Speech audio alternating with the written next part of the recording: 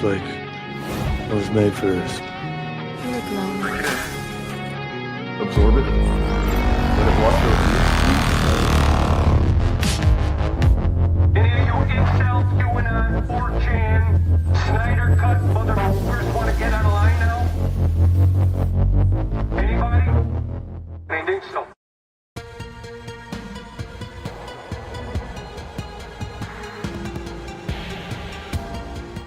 What kind of American are you?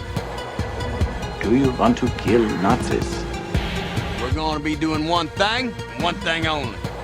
I don't want to kill anyone. Killing Nazis. Nazis? Stinking Nazis. Nazis. I hate these guys.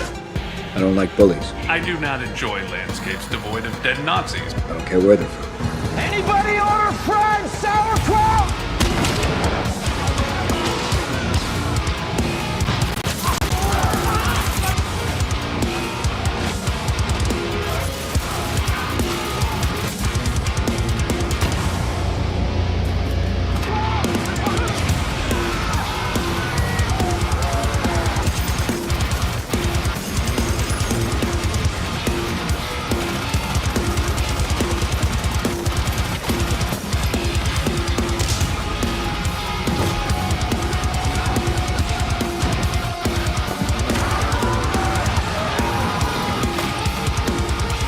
How big is that, asshole?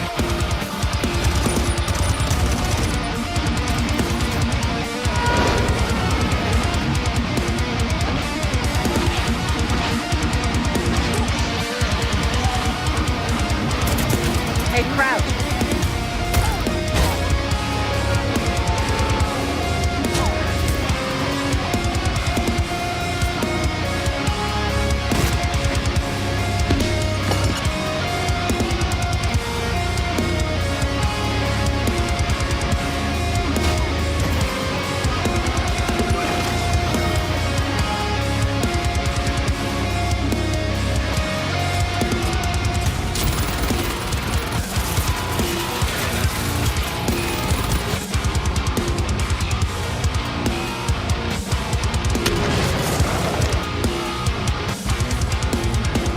Burn, you Nazi bastards!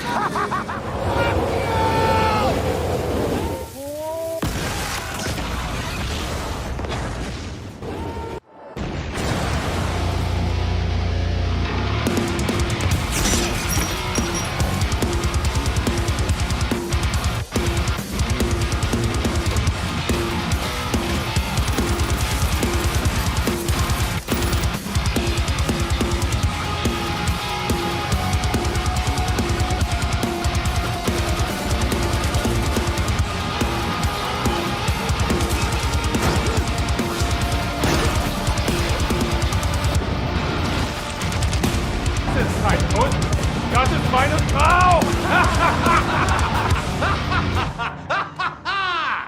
It's very good.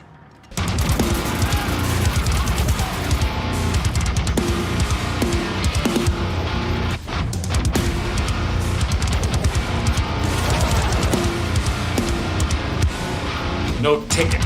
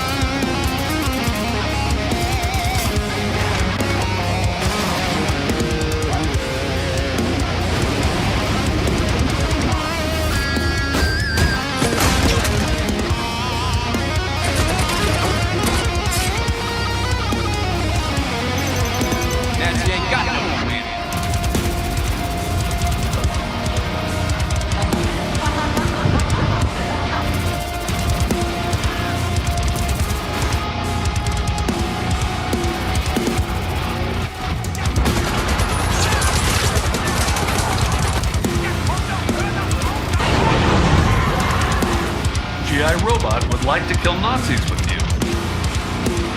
Fuck off, Hitler. Would you like to kill Nazis with GI Robot? At your stage as Nazi killers, still amateur. We all come here to see if you want to go pro.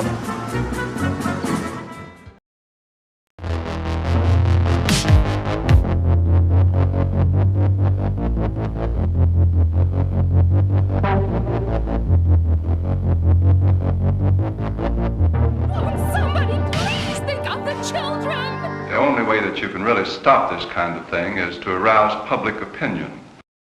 It's very upsetting. It has a bad moral effect. Forced adversity.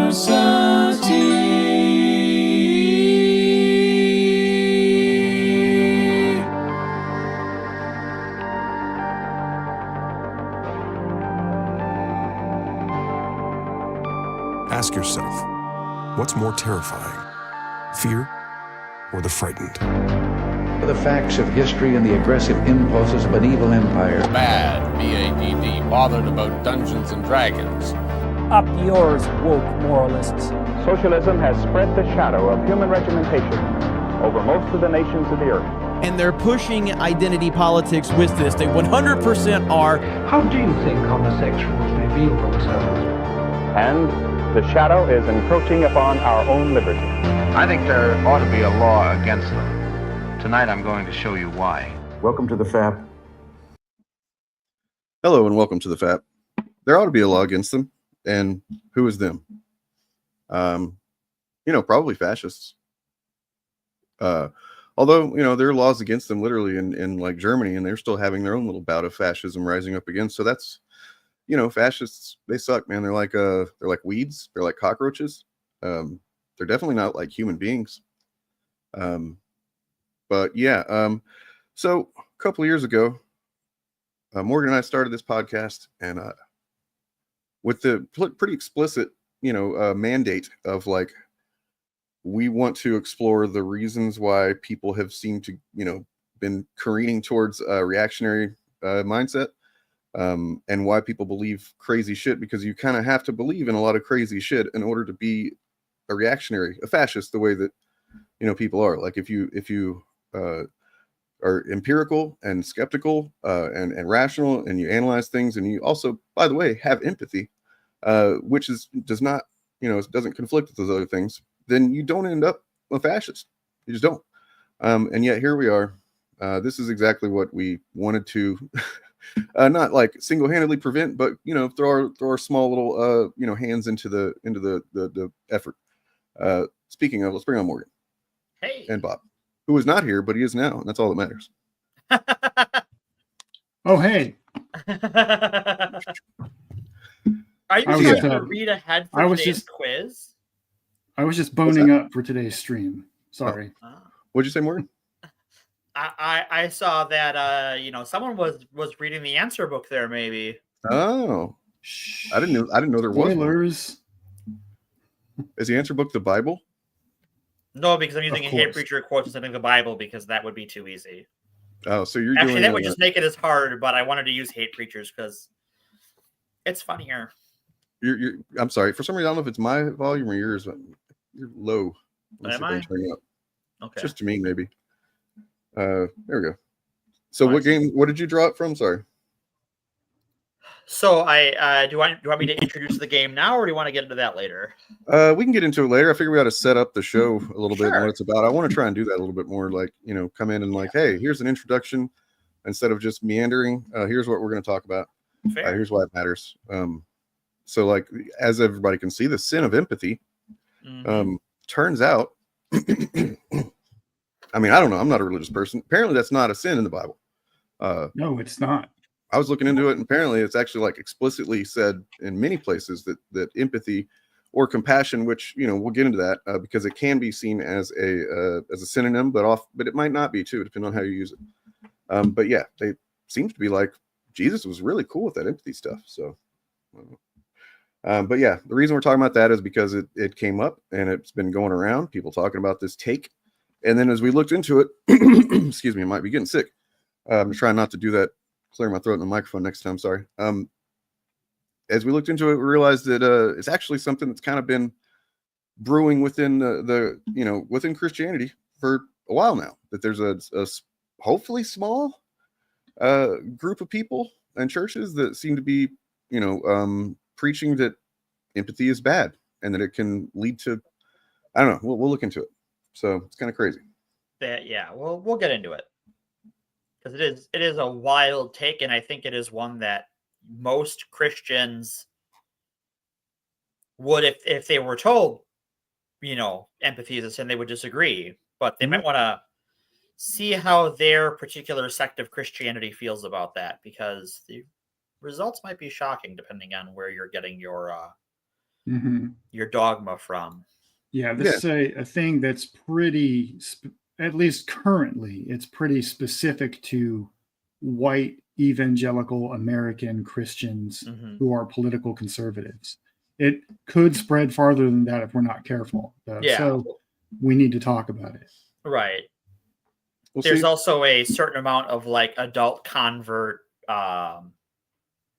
traditional Catholics who adhere to the same doctrine. Yeah, like J.D. Vance, for instance. Yeah. Perhaps we will see him today. I don't know. Yeah, I mean, wouldn't be surprised. So sketchy. I mean, I would have thought so too. And then I started looking into it, and at least some of the people that it's particularly the guy that kind of went viral for saying it, who's a big piece of shit. He seems to know the Bible pretty well, and like in fact is able to use the Bible to substantiate whatever points he's making. Seemingly, obviously, what he's doing is, as we're going to get into, kind of the Eric July method of like, well, yeah, I'm going to use this word, and I'm going to use it in a completely different way than what most people use it, and I'm going to have my own definition behind it, and I guess just mush brain people just glom onto that and believe what he's saying without question. So. Anyway, what do we want to do first? Do we want to? Yeah, let's just play the game. Let's play the game. All right. So today, sort of lead into this empathy is a sin topic. I came up with a game for us to play a little quiz show together, and this is called Hate Preacher 40,000. And I have a list of quotes from a hate preacher, and I have a list of quotes from the fictional universe of Warhammer 40,000, where the ecclesiarchy, the religion of the God Emperor of mankind, rules over humanity. And the disbelief, or the thought that you might just be non-faithful, or that you accidentally do something non-faithful, is a certain pathway to death at the hands of flamethrowers and sharp, pointy things. So there is going to be. Sorry, go ahead. No, go ahead. You had a thing to say? Well, I was going to say my experience with 40K is that I know that it is I know that it's supposed to be like deeply satirical. Yes, it's very satirical. But I also found in the Reddit, the subreddit, that apparently they have a problem with guess who? Fascists who don't know that don't care that it's satirical, and they don't think they have a problem with they have a problem with community members who take the text literally and can't distinguish between allegory and reality. I mean, explicitly fictional allegory and reality. Yeah. Well, I mean, you've got people that can't, like, from what I can tell, it seems like it's pretty smart. Like, you have to be kind of smart to even, get some of the ways that it's being satirical. Oh yeah. Like I knew it was satire when I started as a teenager, but like as I get older, I find more and more layers to the satire. Yeah. Well, it's probably just more like as you experience life and see how certain people are and things like that, right? You're like, oh, I see what they're doing now. Yeah. But like, yeah, apparently, with some, I'm thinking of, slipping my mind, but something in the past, plenty of things that's obviously parody, obviously satire, and chuds can't even see that. Like The Boys, for example. Starship Troopers. Troopers. Well, specifically the movie. The book isn't satire, but I mean, granted, no, right? Yeah, the book it's pretty dumb. I read it. But like when I was a teenager, I didn't know Starship Troopers was satire. I didn't have a developed anything yet to even know, care one way or the other. I just thought it was cool that they were killing bugs and shit. Yeah. And the bugs were killing people. That's all I care about. But yeah, didn't take long to figure that out. Anyway, well, so you got a game for us, and we're gonna decide. Well, here, a quote, and you're gonna hear a quote, and you're gonna tell me if it's from Warhammer or if it's from a hate preacher. Okay. The only changes I am making to the quotes is I am going to scrub proper nouns. So so things like the name of a place, a country, a person, or a religion will be replaced with follower or heretic or non-believer or a city, a nation, etc. to try and obfuscate a little bit so it's not completely obvious one way or the other for some of these. But we'll start with an easy one. We have seen the presence of angels, and we will see an intensification of miracles around this world. One more time. So what are we supposed to say? Are we supposed to say real life hate preacher or Warhammer 40K? Is that what we're supposed to respond? That is what you're supposed to. Yep. So you're supposed to guess if that is a hate preacher or fictional dialogue from Warhammer 40,000. I'm going to go with hate preacher. Can I hear it again? Can you hear it again? All right. We will see the presence of angels, and we will see an intensification of miracles around this world. That's a real world preacher. Hate preacher. Correct. Both of you are correct. That is a real world preacher. Both. Both. Yeah. So who was it? Do you know? It is Pat Robertson. I took all of these. All of these will be Pat Robertson just because it is easy to find a list of his quotes. Yeah. And I came up with this last night. So there is an infinite number of hate preachers, it turns out, and they all have a lot of quotes. And I'm like, I don't want to read through all of these lists and just pick my favorite. Enough. We're just going to stick to one. All right. Here's our second quote. There is only one God, and he is our shield and protector. I'm going to go with Warhammer 40K on that one. Dane. Yeah, I'm gonna say that too. That is Warhammer. All right. So we've dialed in some test ones. Now we will go down our list and oh God, it's fucking pop-ups. How many of these do you have? I grabbed 5 of each. Oh, okay. Just wondering because I'm actually changing the title of the stream to include this. So okay. All right. All right.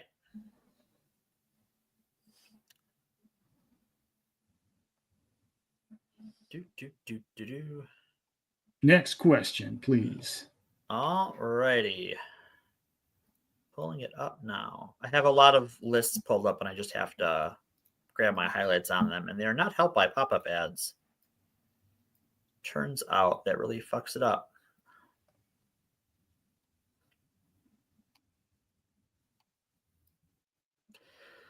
All right. The glory we gain blinds us first with its luster. That's the whole quote? That's the whole quote. I'm going to go with Warhammer 40K. Dane, what do you think? It was Warhammer. Oh. All right.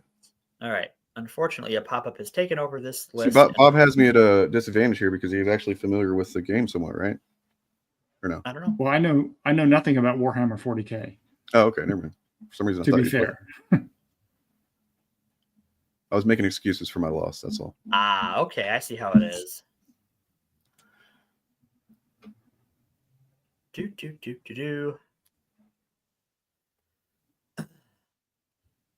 The problem we have is the systemic erosion of our values in an attempt by heretics to expunge our faith.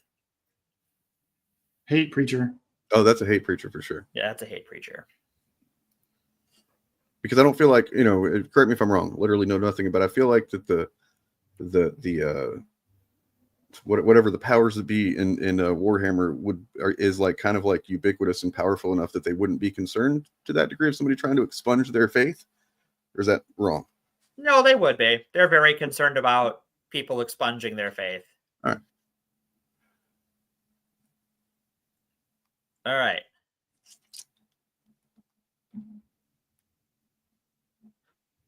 All right, let's get this stretched out. Yeah, the swastika video is very popular and is great. And Dane should get more praise, and you should spread it around. What's that? Sorry. What was that? Your Nazi, your recent video, yesterday's hot drop. Yeah. Yeah. It's very popular. Thank you guys for supporting that thing. Literally never had a video that had that much. It's got like something like 120 likes and then only 500 and something views, which is not the way that it normally goes. No. The ratio, the average is about 10% of the views. You get that in likes, right? On average. So like, 1,000 views, but yeah, it's crazy. It's crazy. There's something in the air. I'm telling you. I mean, it was pretty, not just making the video, that was obviously cathartic and I enjoyed the shit out of that. Spent my Saturday doing that. But, then just see the responses is like, oh, thank God there's other people out there that recognize the need for this. And yeah. Yeah. It's very cathartic. Show your grandma, show the kids, show your uncle, show that uncle. Mm-hmm. You know the one. Show them. It was because very cathartic to watch and very wholesome to watch. Oh yeah, it's really wholesome. I don't know if anybody's seen this kind of comparison that's like side by side. Yeah, it's the side by side it really gives it away, right? Mm-hmm. That should be all over every TV station. But it won't be because they are threatening TV stations to take away their license. We'll get into that. Propaganda is propaganda. I think that generally, though, speaking, that the type of propaganda that defies just being just propaganda, like technically on a very technical level, like what we're doing, what we, our content is can be seen as that. But yeah, I think the propaganda that is concerning and in fact dangerous and has gotten where we are is propaganda that hides its true intentions. Mm-hmm. And also deceives, and just straight up lies in order to, put a target on a certain group of people, or to dehumanize people in particular. That's what the most harmful propaganda is, propaganda that dehumanizes people. Right. And so that's why it's not really just, it doesn't really mean anything to just say propaganda is propaganda, as in like left and right doesn't matter. It's like, no, there's propaganda of like, us doing a stream about why fucking Medicare for all would be great. But that's not the same thing as what everything else that the right does is.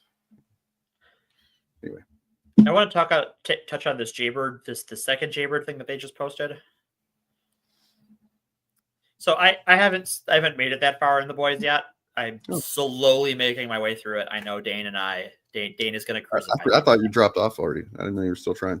I have tried to watch an episode here or there when I get into the mood for it, but not seeing that clip before. I love how it's just like this Wonder Woman pastiche, and two people in street clothes are beating up this like costume Nazi.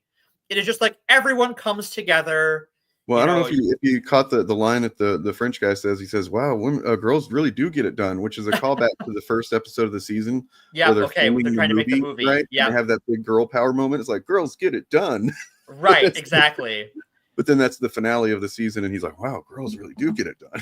Okay, that makes sense because I remember that scene, and that's about I'm like 3 episodes in, so like that's still pretty fresh in my head. But that's a call. I didn't catch that's what he said in the clip. So yeah, I didn't come in too clearly, but yes, yeah. So no one should surrender their deeply held beliefs to those who do not believe. Hate preacher. I'll go with hate preacher on that one too. Hate preacher. That was a tough one though. Blessed is the mind too small for doubt. Ooh, okay, that's a tough one. To what or doubt? Blessed is the mind too small for doubt. The mind that's too small for doubt. Blessed is the mind too small for doubt. Okay. Yes. I'm going to vote for Warhammer 40K on that one. All right, Dane. I hope there's not. I mean, there probably is the hate preachers that literally tell their flock they're stupid idiots for believing. Like, but I'm going to say Warhammer too. Yeah. It is Warhammer. Okay. It's ballsy. It's a bold move. Just like, hey, you dummies, you can't believe you believe in this shit, but you're too dumb to not believe in it. So, dummy. But that one, you guys both sat there thinking about it for a minute because I can see the little live timer. I'm seeing how long it takes you. I think it's that's the interesting thing is like how much you guys have to think about it. Yeah, I like how you've structured it that as the questions go on, they get more and more ambiguous and it gets harder to tell the difference. Yeah. That's the hope. While the enemies of God still draw breath, there can be no peace.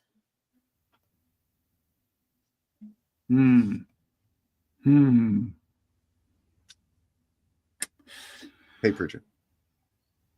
I'm going to go with Warhammer on that one. Guys, split the difference.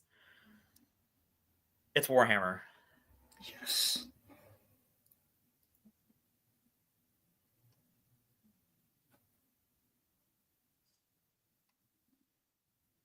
You still there, Morgan? I am still here. I am just going down my list.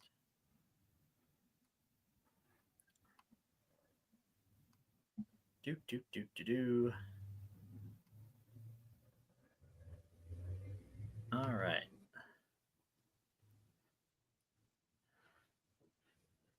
There are times when a particular doctrine becomes a symbol of a greater evil.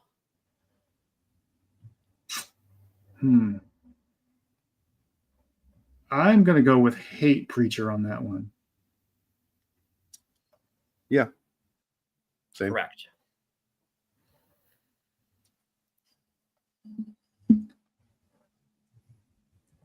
Wow, we're pretty good at this. You're pretty good at this. You're doing pretty good.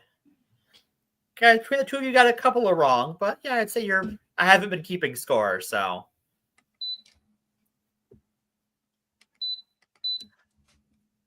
The beeps. Yeah, sorry, I'm getting my my thing here going.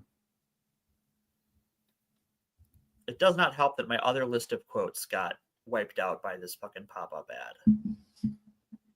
Well, we don't have to do all of them. That's fair. Because Sean just pointed out in chat that I am winning. So if we quit now, I'd be happy with that result. Oh, wow. Right. That sounds like the move of, kind of like something a fascist would do, to be honest. Yeah, there you go. Quit while you're ahead. All right. No, our goal as the faithful is to dominate humanity. Oh, that's definitely Warhammer. Hate Preacher. Dane gets this one. Oh, no. Yay. I don't feel good about it. I'm not going to lie. I hate being right so much. I really do.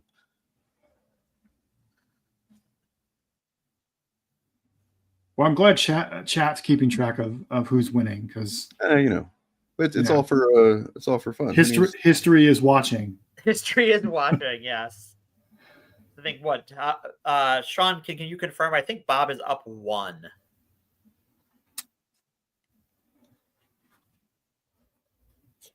All right. Yeah, it doesn't. I did purposefully pick a well-known hate preacher. Mm-hmm. Although I will say your generation is showing there, but yeah, he was one of the really, really bad ones. Yeah, but there have been some far worse ones to have come along since him. Oh yeah, like I looked at some of like not the Westboro one since the guy died, but or before he died, but after he died. And I'm like, this is too close. Hold on, he's too much of a cartoon evil. Yeah. Yeah, the ones who are current and making content on like YouTube and other social media platforms and are driving the Christian nationalist narrative right now are way worse than Pat Robertson. I went with the classic one because a lot of especially ones in their like 30s and 40s, were inspired by not understanding that Warhammer is a pastiche and a satire. And so they talk like that. And that was like, they quote mined from Warhammer and changed the quotes. Mm-hmm. And that was like, okay, well now you motherfuckers. I mean, Pat Robertson. I mean, he did straight out, he would say that gays cause hurricanes, but he wouldn't literally just have you like, F slurs, God hates F slurs. Like, it's just like the most, that's what that Westboro Baptist Church did or still does. I don't know. Yeah, we ought not no one should take this as us trying to whitewash the reputation of Pat Robertson. The man was a monster. It's about it's degrees of optics. Yeah. Basically, they did the same thing. They served the same function, except that you know, in a way, it's like, you know, it was more helpful, beneficial in the long run, I guess, for Westboro to be the way they were, because, I mean, are they still around? Yeah, they're still around. I was on their website yesterday.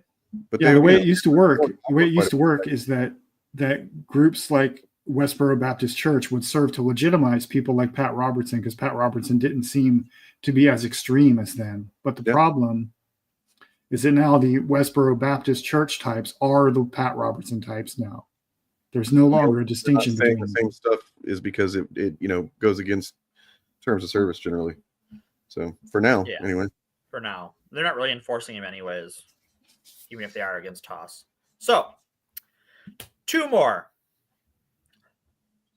I am not asking for blood. I am asking for souls. Only you can give me your souls. Warhammer. Sounds like it's a little poetic to be. A little poetic, yeah. So which one was it? It was Warhammer. Okay. Okay. Okay, our instinct was strong on that one. Good. Yes. Those who are not believers go to a place of suffering and torment and hellfire. Hate preacher. Hate preacher, yeah. That's a hate preacher. So, Bob, you win. What? Yeah, you win by 1 point. Wow, I'm so honored. We'll put that in the record. I like to thank God, and I like to thank my mom. Which God do you thank? The Christian God or the God Emperor of mankind? So I'll just cover my bases. Just yesterday, and this is completely coincidental because I mean, you had told me that you were doing this, but I forgot like where the source was. But I ended up somehow just perusing Reddit, and I came across this post because, in case anybody hasn't seen, Reddit is by and large fucking booting Twitter. Yeah, they are. They are. I'm seeing post after post of various subreddits, just like we're banning it. DC, I think X-Men subreddit, you know, like the biggest ones of these things. So this is Grimdank, which I guess is some kind of reference to Warhammer. Yeah. But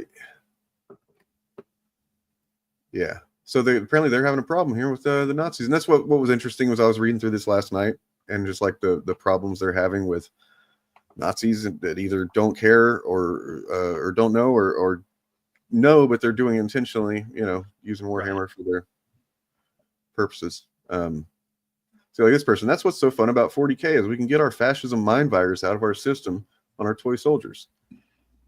Which, you know, I guess if there is some like deep human flaw that some people are more susceptible to that causes us to want to be controlling and reactionary to everything, then you know that's you know, yeah, there should be something we can do to have a little fun and be fake fascists. But these people don't, or the Nazis in there apparently don't know the difference. And do we want to go ahead and start calling them Nazis? Because I mean, you know, for the longest time it was like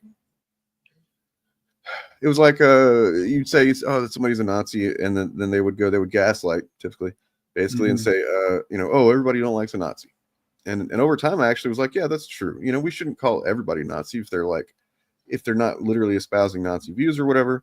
But in the end, it kind of seems like if you're a fascist of whatever stripe, and then a Nazi is the one who, you know, comes into power like Musk has and does a Nazi salute and says Nazi shit, that basically all the other fascists are just going to line up behind that Nazi.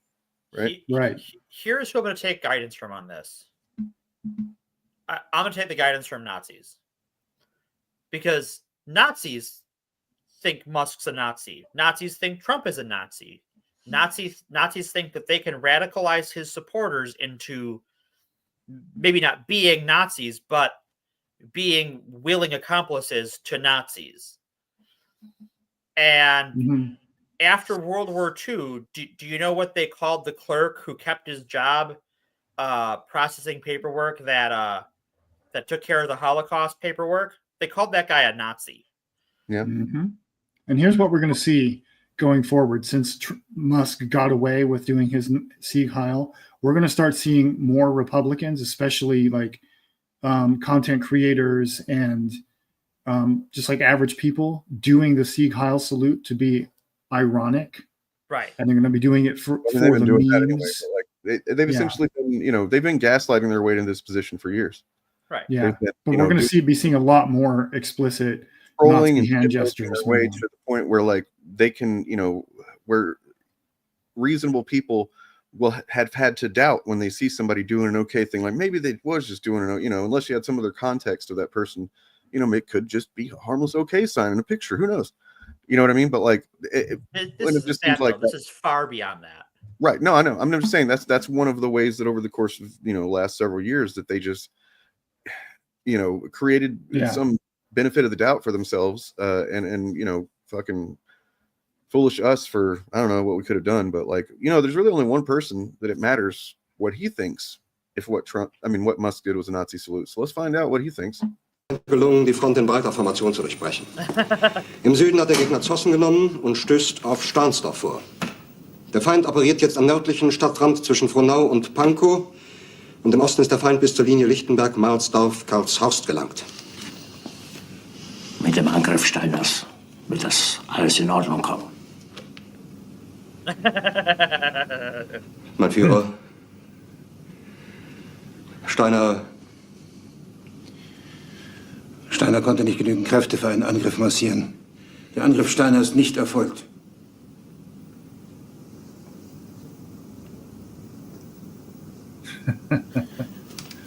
This is the best one of these I've seen in a long time. I'm glad that this has been revived by this. I don't mind. I'm already laughing because there's one line that he says in a minute, or not he says, but I mean one of the things it says in a minute, it's just like I fucking lost it the first time, and then I stopped it after that because I didn't watch, watch the whole thing. But es bleiben im Raum Keitel, Jodel, Krebs. GI robot is blocking the quotes. Could you run it back a few seconds? Und Butter. Es bleiben im Raum Keitel, Jodel, Krebs und Butter.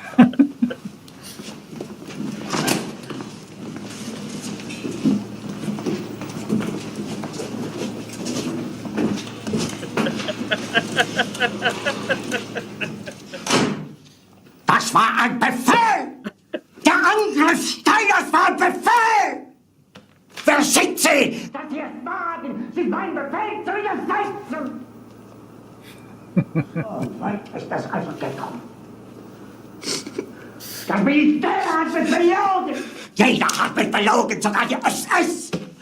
Die gesamte Generalität ist nichts weiter als ein Haufen niederträchtiger, treuloser Feiglinge! Mein Führer, ich kann nicht zulassen, dass die Soldaten, die für Sie Nicht als Feiglinge! Verreiter, Versager! Mein Führer, was Sie da sagen, ist ungeheuerlich! Die Generalität ist das Geschmeiß des deutschen Volkes! Sie ist ohne Ehre! Sie nennen sich Generale, weil Sie Jahre auf Militärakademien zugebracht haben, nur um zu lernen, wie man Messer und Gabel hält! Jahrelang hat das Militär meine Aktionen nur behindert. Es hat mir jeden nur ersichtlichen Widerstand in den Weg gelegt. Ich hätte gut daran getan. That's where I fucking lost it. Like, oh my God. They would recognize the Nazi salute if he went. Right. Yeah. Right. Yeah. No, he there was literally he tweeted that. We looked at that the other day. But you know what? Notably, he's too cowardly to take his Nazi fucking ass to Nazi fucking Germany and do that in front of people. Because I would hope the German government would recognize, especially after what he's been up to over here, that this motherfucker, maybe don't give that guy a visa. Let me find the channel that uploaded this, because I mean this is 4 minutes long. I don't know if we should probably watch the whole thing just because somebody took the time to do this. Yeah, share the link because I want to drop that in some Discords I'm in. I sent you Well, I don't know. It's in our Discord. It's in our Discord. Okay. You find it. It is Tron memes. It's in the movie Tron memes. One word or two words smushed together. Anyway. Whoop. And okay, so CJH Entertainment. I mean, I appreciate the you're thinking about this stuff. It's just like, what is YouTube supposed to not be okay with? Showing a Hitler actor doing Hitler stuff? It's a pretty good movie if you've never seen it. YouTube's been okay with Hitler since there was a YouTube. And okay, I remember you said something about this the other day, and I understand that, like, yes, history repeating in a broad sense that does happen, but like I think your logic was because something specific happened that Hitler did or whatever after he won and got into power, then that so many months later something happened, and now you're saying that extrapolating that's what's going to happen. I don't think that's a realistic way to anticipate. You mean the Night of the Long Knives? Yeah. I guess that's what he was talking about. I forget what he said, but it was like a 3-month window, and he said, so that means look out 3 months from now, as if that's somehow literally gonna repeat itself. And I'm like, maybe, but that specific of a prediction, I think, is not sustain. You can't back that up, but it is inevitable. Yeah. That the longer they're in power, the more they will turn on themselves. That will happen. That will happen. I also think that there will be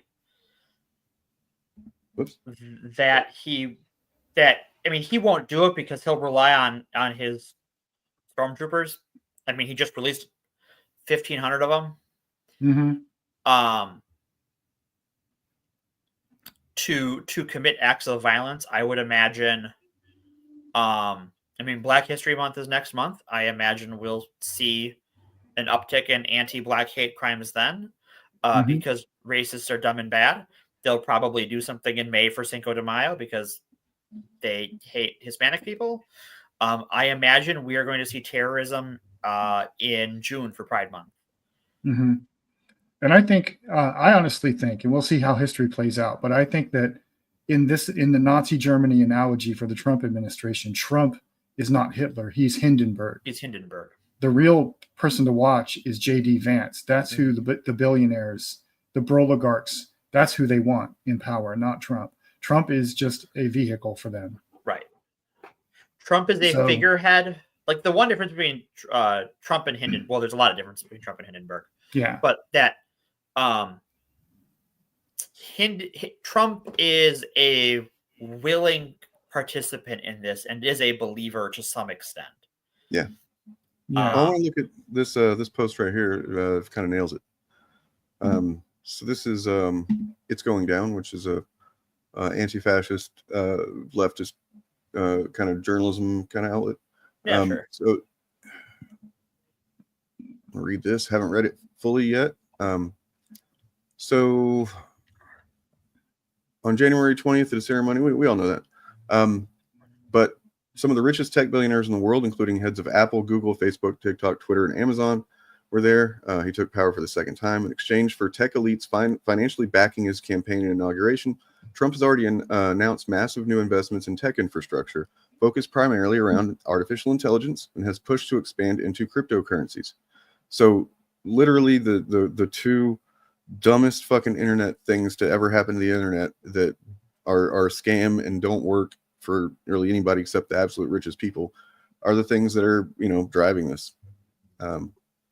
So the start of his term has been marked by a flurry of executive orders designed to test the existing legal institutions and loyalty of the Republican Party as he sends active duty troops to the southern border, calls to end birthright citizenship, which is in the 14th Amendment, and demands that his far-right loyalists be approved by the Senate. He wants extreme executive power, but more broadly, his larger agenda is directly tied to the interests of the tech billionaires who forked out millions to put him in the White House. It's kind of obvious, really. Like, it's obvious, but I don't know that a lot of people fully realize it's directly this. You know what I mean? Yeah. The term. Well, we're all finding out. We're in a broligarchy. I kind of hate that word, but and that's only part of it, right? Because like I want to circle back to this because I know we spent a lot of time talking about it, and Republicans and people who call themselves moderates but who only vote Republican spend a lot of time denying it. But a lot of the things they have done so far are right out of Project 2025. That was always the plan. So on top of the broligarchs, we also have the traditional Republican conservative financiers and the religious extremists. Well, all that benefits them. Because, yeah. Oh yeah, for sure. Like we talked about when we fapped J.D. Vance's inspirations. You have what's his name, Yarvin, who literally thinks that and this is the direction we're going. It's probably what to expect. To be honest, is that there'll be an executive, essentially king, and then we'll have a bunch of little kings all over that kind of run different regions and whatnot, and that's what they want. That benefits them. They can still make this. They can make even more money that way. I guess it seems like it wouldn't be a good recipe for long lasting system, but we'll see. I guess the difference between the second Trump administration, well, there's a lot of differences, but the difference I want to focus on right now between the second Trump administration and the Third Reich is that the Third Reich was trying to build the Third Reich. The tech billionaires and the traditional conservative billionaires are trying to loot the treasury. Everything else, as far as they're concerned, is a distraction to keep the Republican base engaged and hating people so that they can safely loot everything without working people paying attention, either because they're too busy trying to avoid getting harmed by the mob or conversely being the mob.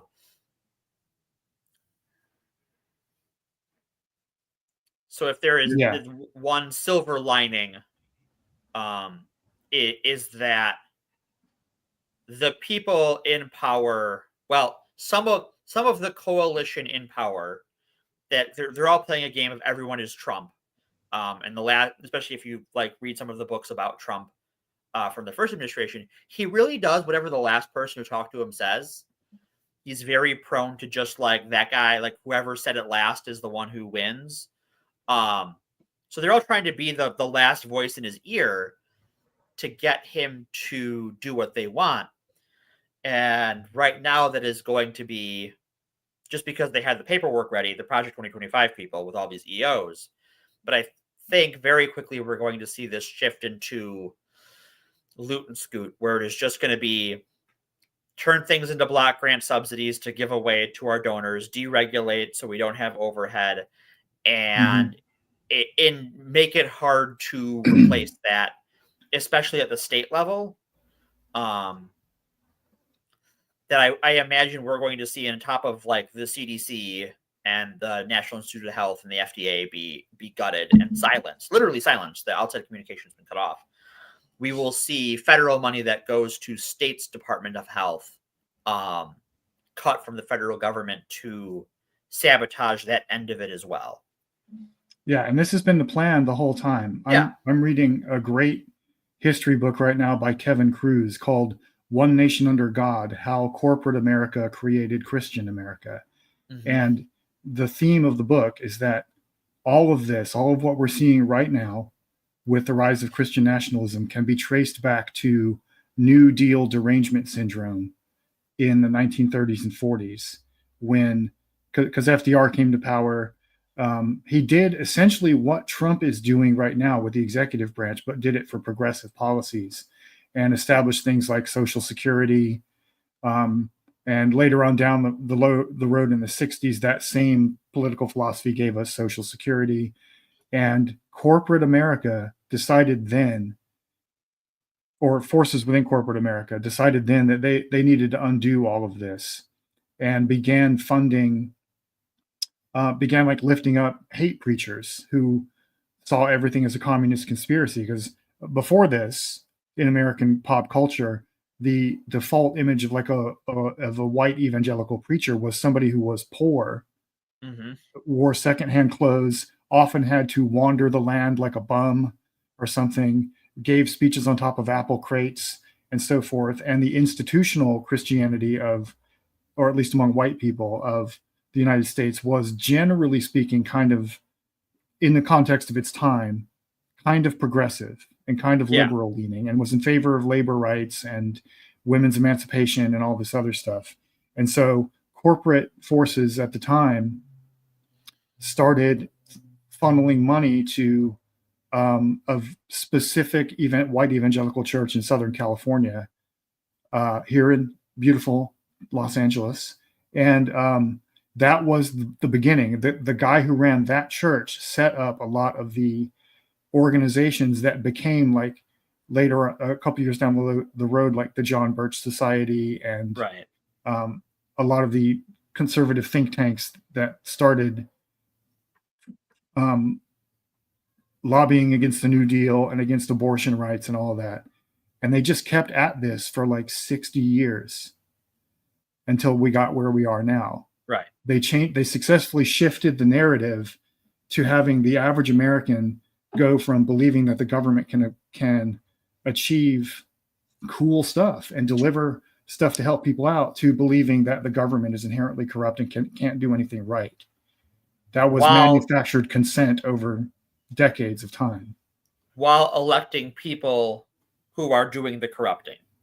Yeah, right. They elect people who intentionally break the government, and then those people point at the government and go, "Look, the government's broken." Right. And they go, "Yeah, those Democrats, they broke the government, and they're using it too much, and they ran up the debt, and it's always like gaslighting is the entire fucking strategy. It's crazy." You know, I was thinking about, I don't know why I have this compulsion to do this, where I'm like, it goes back to my video about emotional intelligence and I'm obsessed with trying to understand how human beings can go these two very opposite ways, right?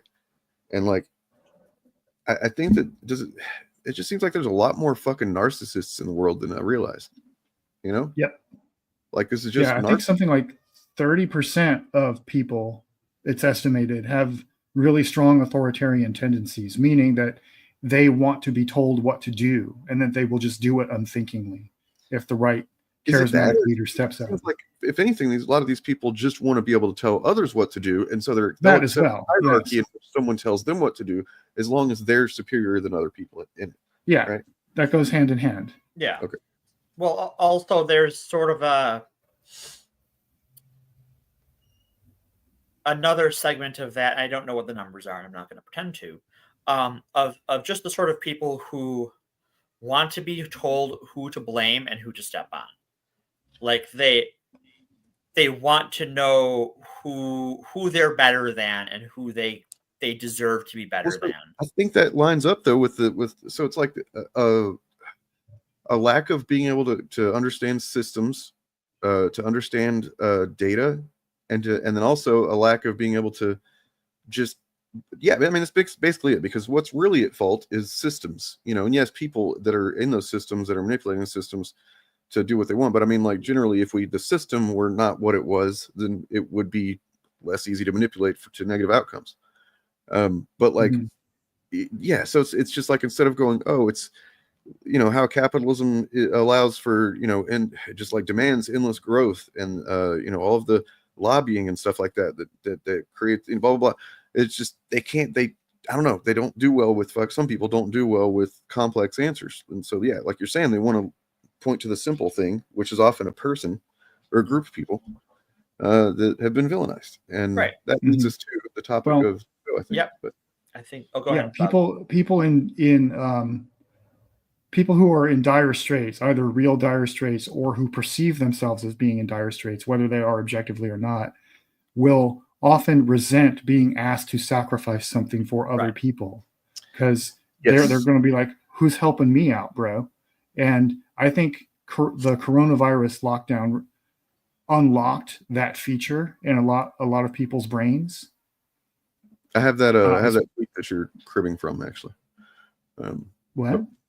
There was a tweet that said something similar. I don't know if you saw that or what, but I may have shared it probably, but I'm not on Twitter anymore, but I've probably seen it. This is not an original idea. I don't claim this. I don't know. So I think that brings us nicely to the topic at hand. Yeah. Well, let me show the actual offending tweet first.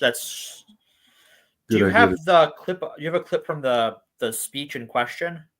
No, I don't offhand. Okay. All right. But I mean, so should we set the scene? So yeah, let me see. I can find it really quick, probably. All right. Well, if you want to find it, I'll give the backstory. Okay. So earlier this week, well, I guess it's Sunday. So early last week, was a national prayer event at a cathedral in Washington, D.C. This happens pretty regularly with these sort of inauguration events. And one of the people speaking was the Episcopal Church's bishop for Washington, D.C., a woman by the name of Reverend Buddy. Is that really how you say it? Yeah, that's really how you say it. That's really how her name's pronounced. Yep. I got it right, by the way. All right. And she gave this sermon. Don't let me reshare with the audio, otherwise it will not work well. People will just be like, what the hey? I can't hear it.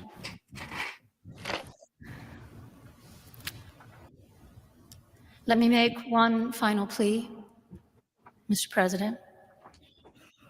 Millions have put their trust in you. And as you told the nation yesterday, you have felt the providential hand of a loving God. In the name of our God, I ask you to have mercy upon the people in our country who are scared now. There are gay, lesbian, and transgender children in Democratic, Republican, and independent families. Watch Some J.D. Vance. fear for their lives.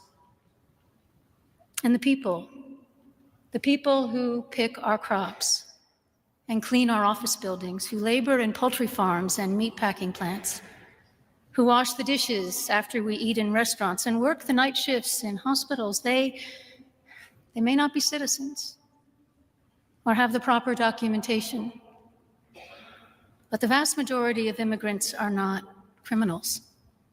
They pay taxes and are good neighbors. They are faithful members of our churches. What do you think is literally going through his mind right now? Is he just not listening, maybe? Like he's just like tuned out pretty immediately, probably? I think he's thinking this is all heretical communist nonsense. And he's looking for validation to his wife, right? Mm-hmm. Who's not. I doubt she agrees with any of this either, but she's at least learned church etiquette enough to just sit there and stare blankly at the reverend. Is that Tiffany? Wow. I don't know. Tiffany Trump? Did they start getting Tiffany involved? Is that the one behind between Vance and Melania back there? I think I think so. Because I mean, I remember that she wasn't really a part of the whole thing the first time, and I guess maybe because Ivanka's like, oh, we made our money. We're out of here. I mean, presidents drag their entire family out for the inauguration, whether they like them or not. That's just part of the ceremony. That's part of the Vance, like the rest of this group of people are all like, they probably all hate what they're hearing, but they've learned church etiquette enough to just sit there and keep their mouth shut and pretend they're paying attention. And Vance is like rolling his eyes. Speaking to the conflict of today's the topic, they've all sat through sermons where they're literally preaching empathy and compassion, right? Sure, and so they have to kind of just like do whatever brain gymnastics or just like tune out compartmentalization. It's interesting because like even Trump is smart enough, not smart enough, but just like civil enough to sit there and just listen. Mm-hmm. And you can tell that he's kind of fuming, like he doesn't want to hear this, but like he has enough decorum, and that's a low fucking bar to be like just kind of sitting there annoyed. Where like Vance is putting on the whole show. Yeah. Oh yeah, he's got that's why it's like, are you fucking kidding me? Kind of look on his face. Yeah. Yeah. All right. And mosques, synagogues, wadara, and temples. I ask you to have mercy, Mr. President, on those in our communities whose children fear that their parents will be taken away, and that you help those who are fleeing war zones and persecution in their own lands to find compassion and welcome here. Our God teaches us that we are to be merciful to the stranger, for we were all once strangers in this land. May God grant us the strength. Yeah, something tells me that reminding people that we were once strangers in this land doesn't really matter to people who literally use the term manifest destiny in 2025. Mm-hmm. No? All she's doing here, by the way, is quoting the Bible. Yeah. That's it. All she did was quote the Bible at them. And they've fucking blew their tops. And courage to honor the dignity of every human being, to speak the truth to one another in love, and walk humbly with each other and our God for the good of all people. So I want to point out that, like, several years ago, as I've endlessly, talked about on my channel, made big changes in how I viewed myself and the world and how I interacted, and like that began with, like, at this quarter, kind of toward the start of my extended trauma therapy sessions and shit, where when I made the conscious choice that I was like, it's something that I would have thought sounded stupid and like I don't know, trite and just like empty, hollow fucking pretension before, but I decided at that point, this was 2017, that I'm going to speak and act and just live as much through love as I possibly could. And that means, like love of, myself and everybody around me, human beings, the world and the future and, stuff like that. That I just previously, before that, I was too cynical, which is can often be a response to trauma, just becoming cynical, to entertain something like that. And so, like, it's bizarre to me to sit here and realize that, like, oh, I actually am more living like a Christian than a lot of Christians into. Yep. Funny how that works. It's fucking kind of surreal. And yes, whenever I talk about, punch Nazis and fuck fascists, that is a statement of love. I believe that. So, not for them, of course. Yeah, it's a common theme you'll see in a lot of liberal and progressive Christian circles, that there are more atheists in America and more non-Christians in America living like Christians, living a Christ-like ethic, than there are people who self-identify as Christians. That's like they see it as like a prophetic. They'll say that, like, this is a prophetic witness, right? That the fact that Christ's actual ethics are more common among people who aren't self-professed Christ followers is a condemnation of the modern church. Right. Well, I think there just comes, and this, this is not uncommon in the history of Christianity or any major religion, but there are people who throughout history will take advantage of being the default religion for various ill intents. Like when we've talked about the Albigensian Crusade back in the day, that was very much about mainline Catholics condemning a group of people as heretics because they wanted to consolidate power. Yeah. And about calling people an out group to do so, even though they were all ostensibly Catholic. Yeah, and this is just a continuation of that pattern. We see people who profess to be part of the same religion, but they have diametrically opposed moral lenses on the world. And the ones with power tend to be the ones with the worst ethical lens, because you have to be kind of ruthless and unethical to get power in the first place. Right. And so they will use what we would consider, I guess, in the modern world, like minor doctrinal differences to start drawing lines of power and identity. Right. To try and, like, I mean, that's exactly what happens here. We'll get in as we'll come across. And this, you get to a major doctrinal difference. Yeah, and it's kind of in the weeds too, to like even kind of grasp where it came from, like where the divergence happened, right? But like, we'll get there. So yeah, this person, Ben Garrett, who just seems to be, at first glance, maybe just some guy on Twitter, which he is, but he's more than that too, and also less. He says, "Do not commit the sin of empathy," which is crazy. This snake, referring to that reverend we just heard from, is God's enemy and yours too. She hates God and his people. Remember, she was quoting from the Bible. You need to properly hate in response. She is not merely deceived, but is a deceiver. Your eyes shall not pity. I shall not pity. Remember, she was literally quoting from the Bible.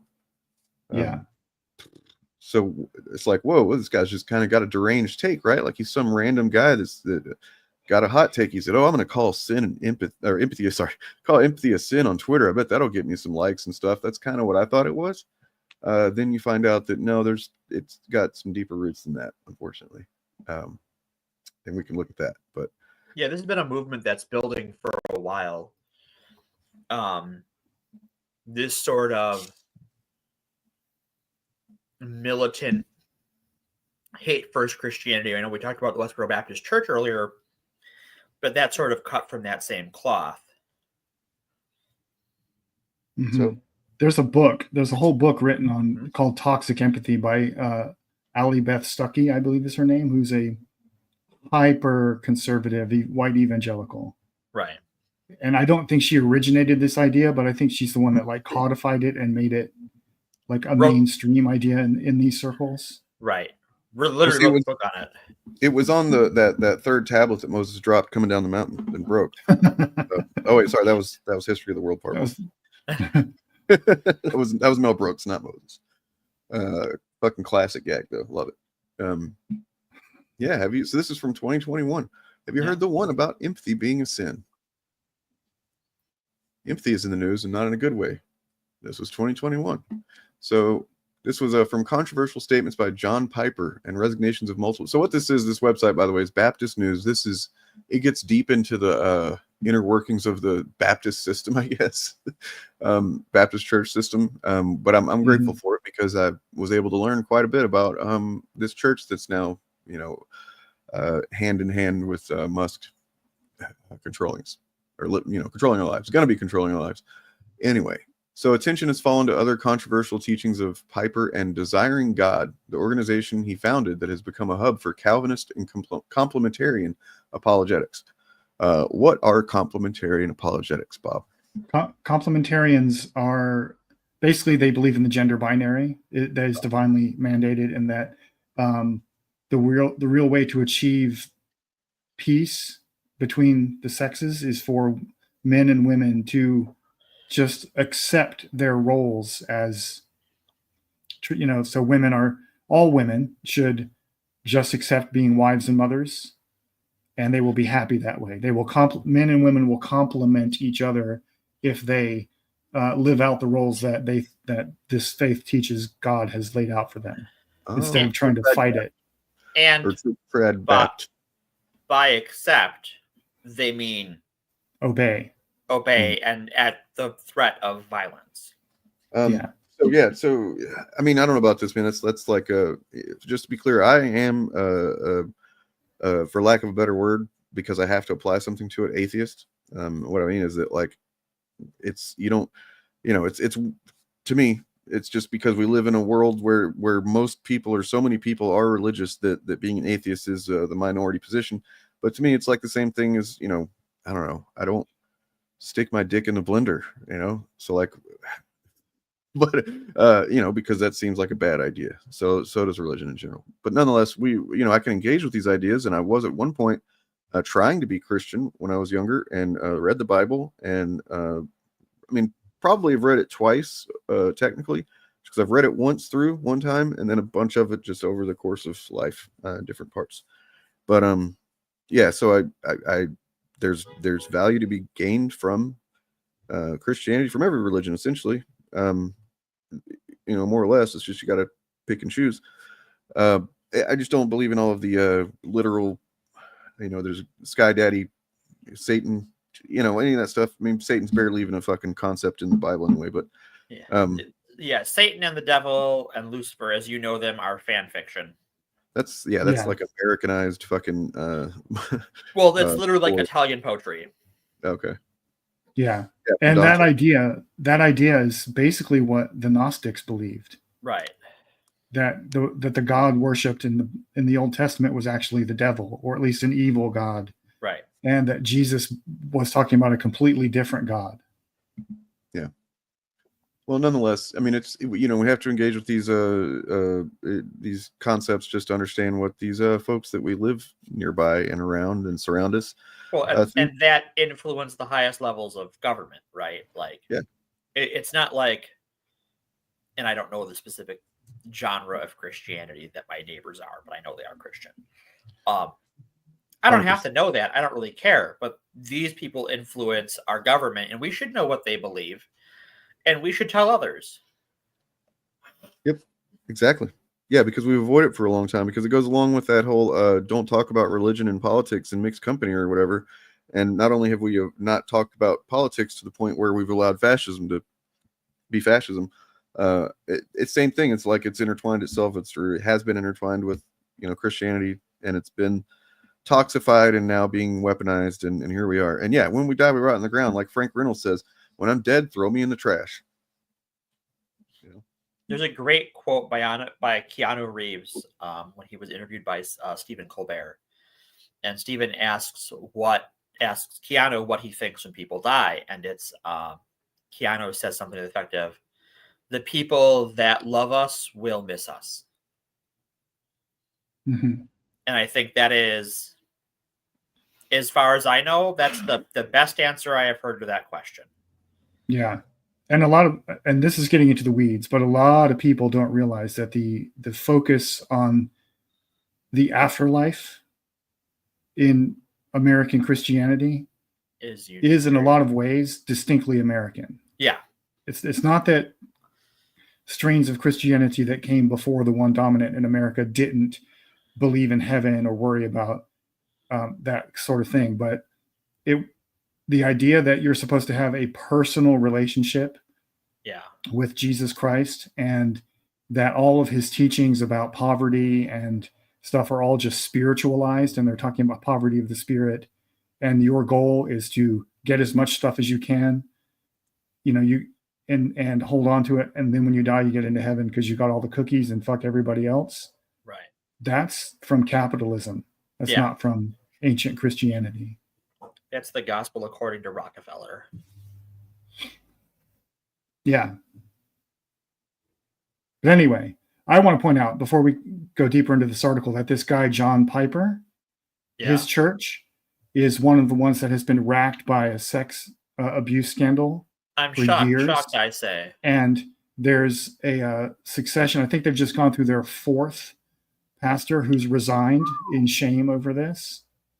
So this is who came up with empathy is toxic, apparently. Empathy is sin. Yeah. I was muted. Let's get into the mechanics of how they came to this, right? So this is from this Desiring God website, Joe Rigney. So he seems to have borrowed from C.S. Lewis. So he's writing to an imaginary friend named Wormwood. Interesting name to choose.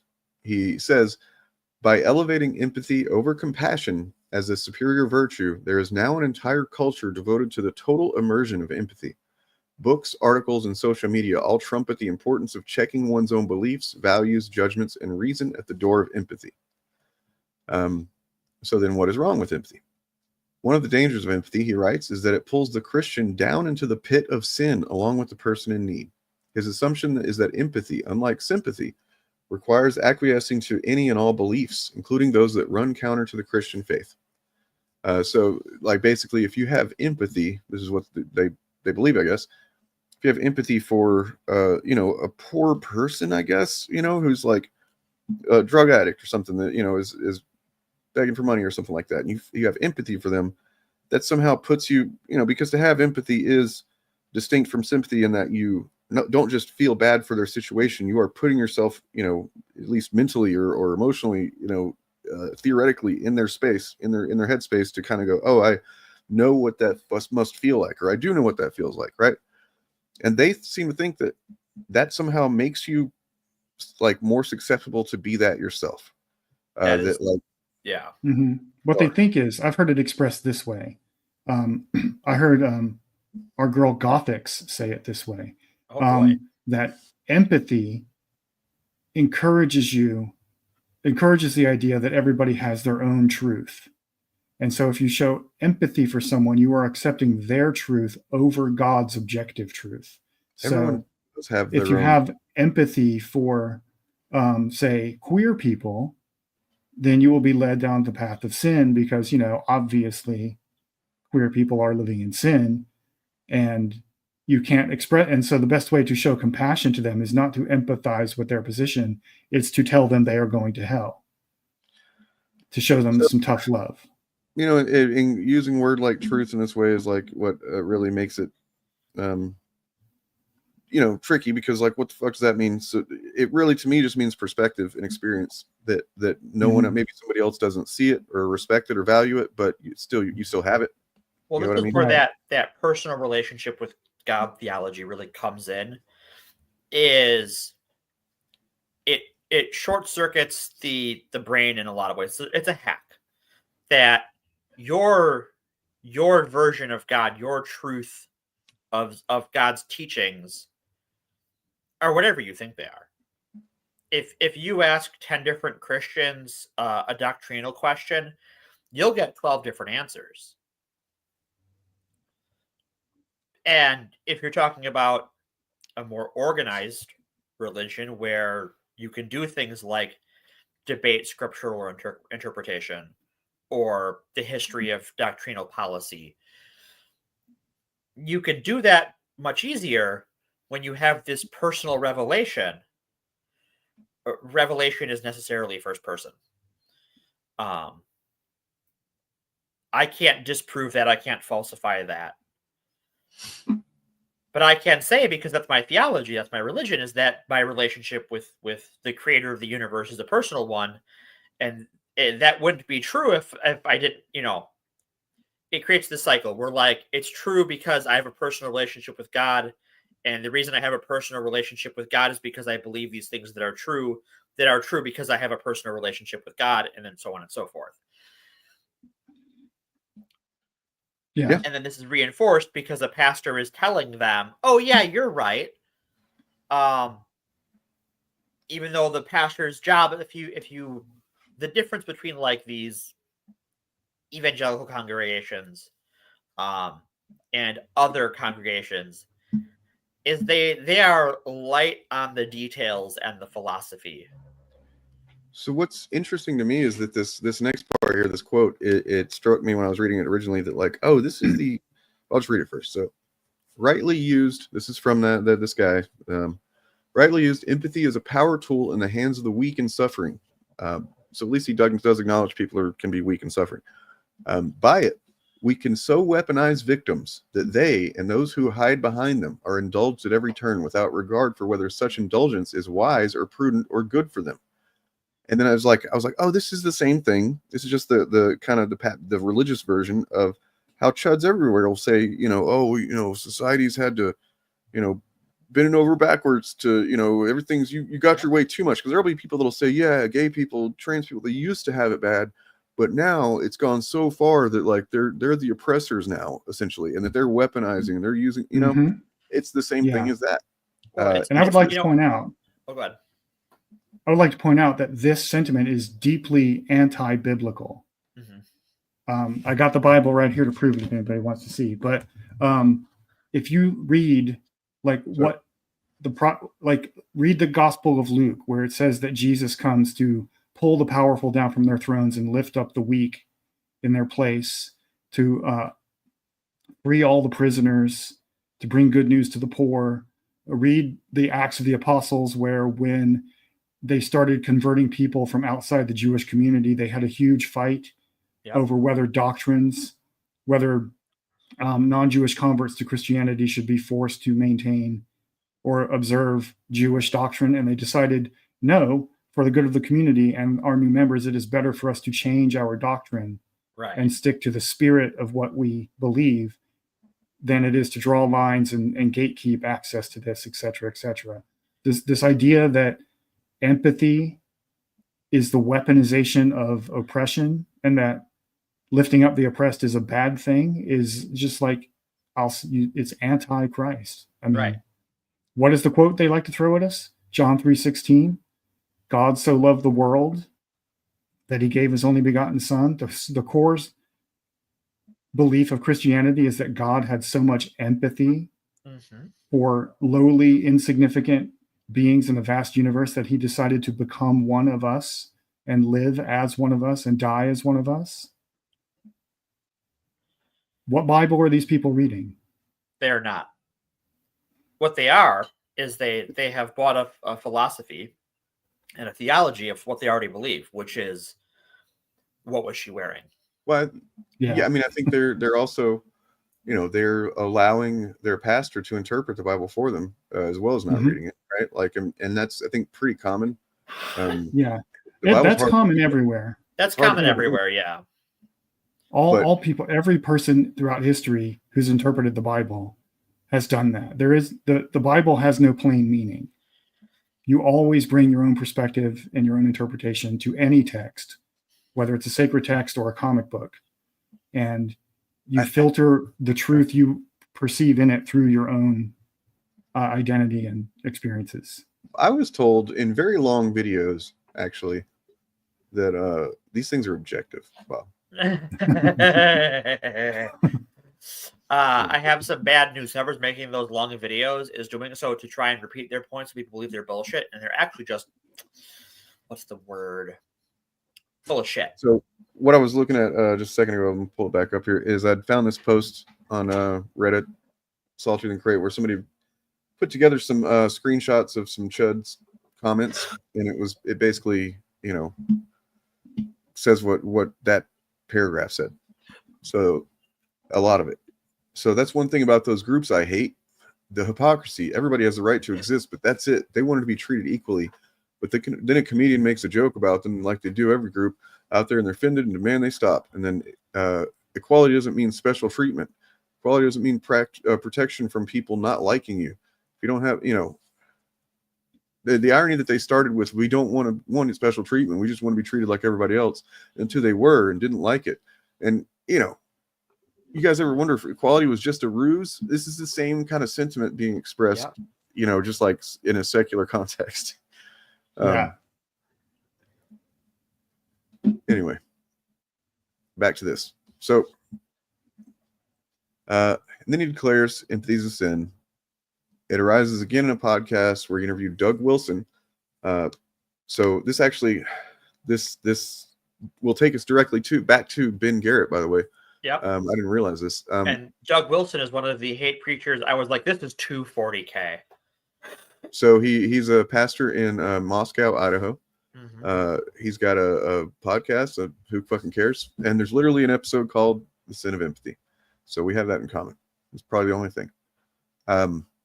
He further illustrates his problem with empathy. Empathy is the sort of thing that you've got someone drowning or they're in quicksand and they're sinking. And what empathy wants to do is jump into the quicksand with them, both feet. And it feels like it's going to be more loving because they're going to feel like, I'm glad that you're here with me in the quicksand. The problem is now you're both sinking. That's fucking stupid, Doug Wilson. It's not empathy. Like, he has to so loved the world.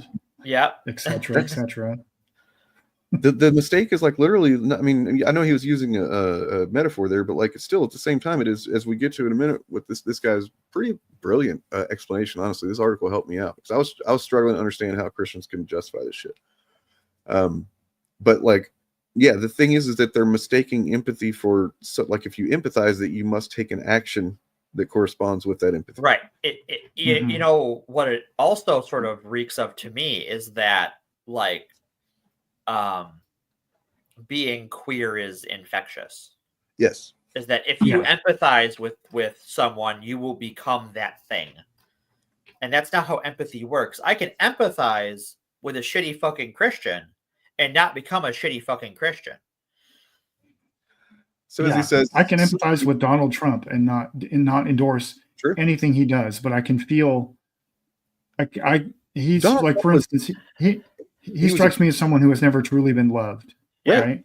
He was abused. His father's definitely a narcissist who fucking talked down to him and made him think that competing for money and his attention was how people gain love or something. And it's like there's a lot of stuff there that, like, in a way, it's like, man, I feel fucking bad for that guy, but I can then also kind of compartmentalize that empathy and say he still needs to.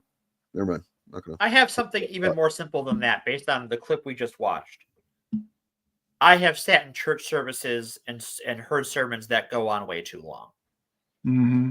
And that same, like, I don't want to be here, this is bullshit look, I have had at church before. Me too. I empathize with Donald Trump. He's still Donald Trump. That is perhaps all we have in common as human beings. Is boy, that really sucked. Mm-hmm. I empathized with everyone in that clip except JD Vance. Except JD Vance. Because I've been in all those seats before. In my opinion, like I've said before, that I think that the way that we should be connecting, the way that we should, if it's even possible anymore, to try to create a class consciousness amongst enough people to, matter, to change things, is to bond, make connections via the trauma and the trauma, the harms that these systems have caused us. Because whether they're the exact same harms or not, we've all been affected by them. Well, and even, yeah, and that's, what is that? That's empathy. You know what I mean? Like, I know I'm not black. I don't know what it's like to be treated like I'm just a criminal because I got pulled over for, taillight being out or whatever. I mean, I have been pulled over for some shit anyway, but like, still, no, I'm not black. So I wasn't treated as poorly probably as a black guy. But you get it. At the same time, I get the fucking feeling of like, that must suck to literally not be seen as an individual. And, just because of what you look like that. Yeah. Anyway, sorry. So now I'll turn that. Oh, I got it back. I found it. Came back. We all had collectively as non-rich Americans, we all had the same empathetic moment a few months ago when Luigi shot up that CEO. Mm-hmm. We all collectively empathized with each other that, nah, man, I get it. We all got it. They had to, every, corporate media outlet had to tell us we didn't. Which is exactly why they do this, because they cannot allow us to have too much of that. Too many instances of like literally, most people in the country going, oh, wait a second. Yeah, we really are kind of fucked over by this system with insurance and stuff, right? Because Right. And the important thing there, or one of the important things there, is that even though pretty much the entire non-rich class of Americans empathize with what Luigi did, very few of us were like saying, yes, the answer is more of what he did. Right. We all said, okay, we get it. We feel this rage too, but the solution to this problem is to change policies and change the system and change society. Right. And recognize I'll be willing to say that, like, not that there needs to be more, but just that don't be surprised. Yeah. You know what I mean? I know. Like, I said that on this very show that I won't be surprised when it happens again. Neither will I. I don't think anyone will. No. In part because, American violence culture is often prone to copycats, and we all get it. If you are left, right, center, if you make under 8 figures, you got it. God damn it. Oh, my God. Don't even get me started on Mario Van Peebles, okay? I've seen a few people do this online, and I would like to see more of it. A lot of people are doing Luigi cosplay, like Luigi from the video game. Yeah. Cosplay, when they're talking about Luigi Mangione. Yes. And they don't ever say what he did. It's just becoming a symbol. Dressing like Luigi. Yep. Well, can I say that I'm also in the same way very happy, and I'm, as you see, contributing to this. But like, if you go on social media, basically you go to Reddit or whatever, you're going to see this guy in the corner a lot right now. Our little buddy there become our new fucking, some people's national mascot at this point. He's a goddamn hero. We salute him. And in fact, I've got this drop that I figured I would use if any chuds showed up. G.I. Robot is detecting unease. Could he be, G.I. Robot asks, in fear of being discovered as Nazi scum? He's a simple man, but we can all feel what G.I. Robot feels. I have empathy for that robot. I get the desire. So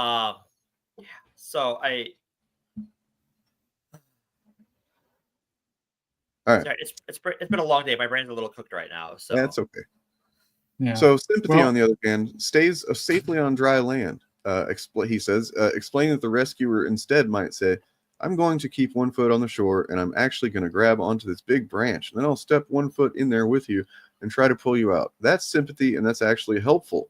But the person who's in there, it can feel like you're judging me. Okay, so this is where it gets really condescending and fucking, fuck you, man. Like, and also like using his metaphor to redefine these terms. To think that if you're talking about, whether it's a poor person or whatever it is that they're all just so fucking sensitive to their, that if you give them a literal leg up or a hand to get up out of their situation, that they're going to go no and slap your hand away. I refuse because you've made this hierarchy that makes me feel less than, and I'm going to continue to be fucking living on the streets or like, I don't know, man. It's fucking crazy that anybody would think that. But yeah. it's I've seen one black preacher, Benjamin Dixon, refer to this attitude among white Christians as their fear of losing privilege, their fear that the gospel actually demands real sacrifice of them and they refuse it. So that's one alternate take on it. I've talked before about this where like I read a blog somewhere a couple of years ago that was like something. I wish I remember the name of it so I could look it up again. But this guy had explained what it is about being a fascist that a lot of people don't realize. And I was somebody who like I got a pretty somewhat thorough working understanding of fascism. So I was surprised to learn that there was a big piece of it that I had not fully grasped or really at all. And I think he's right with saying that fascists don't think like it's not that they're like how did he put it, man? But it was basically that they see people that aren't the cis het white man, essentially, that it's not, you don't understand, it's not that you don't deserve rights to them. They think that you're like this lesser type of being that can't comprehend why rights are good and why you basically like they're doing you a favor by taking them and then making choices for you. Essentially, they see themselves as like this paternal, and that's, I think, how a lot of them don't realize they're fucking evil. You know what I mean? Like, because they think that they're, it's how JD Vance can sit there and listen to that preacher and think, she doesn't get it. You know what I mean? Because he's like sitting there, these people they can't even understand what to do with their rights. They don't even fully grasp how great it is to have rights and why it's a good thing. So I'm going to take it from them and then make the choices that best benefit, everybody else. Well, I think that is the polite version of it. I think the other version of it is, especially when you're talking about a JD Vance or a Donald Trump or some of these preachers, is they believe that certain groups of people are inferior and that they should not have rights to begin with. That they deserve to be in bondage or to be contained or removed or executed. That it's not this misunderstanding of, oh, this person says they don't have rights, I want to show them what it's like not to have rights. And I imagine there is a fair bit of that. But at the top, it is, no, you're not a person. You're not human. You deserve nothing. And I think we also, you want to see this play out right now is in the West Bank. Because as soon as there was a ceasefire in Gaza, the IDF, as soon as Trump was inaugurated, they rolled into the West Bank. And just kicked it off all over again. And our media is even more inept in covering it, if not willfully engaging and not discussing it. Well, so and this continues. This shit pisses me off to read. I'm sorry, but like, yeah, it continues to just essentially infantilize people, and so yeah, the necessity that necessity creates a hierarchy. It implies that one person is hurting and the other person is the helper, and that's part of the problem. Is no one wants to feel like they're the hurting. That can only be fucking said by somebody who is in a position of power. Simply be able to oppress people. One whose role is to hurt people. Good. I mean, that just means you haven't listened. You haven't fucking literally, whether it's Black Lives Matter or whatever it is, everybody's explaining this is hurting us. We are hurting. Our communities are hurting. Look at all this trauma. Look at all this fucking pain. Look at all the violence that happens. It hurts. Hey, it hurts. Stop doing that. It hurts. Well, and this explanation of empathy is the sign of someone who has no empathy. Right. This person doesn't understand empathy at all, but he thinks he does. For instance, in his like you're either the person who is hurting or the person who is helping. No. In his worldview, or rather, in truth, there's a third person in that equation, or a third entity, those doing the harm. Yeah. And that's his gig, right?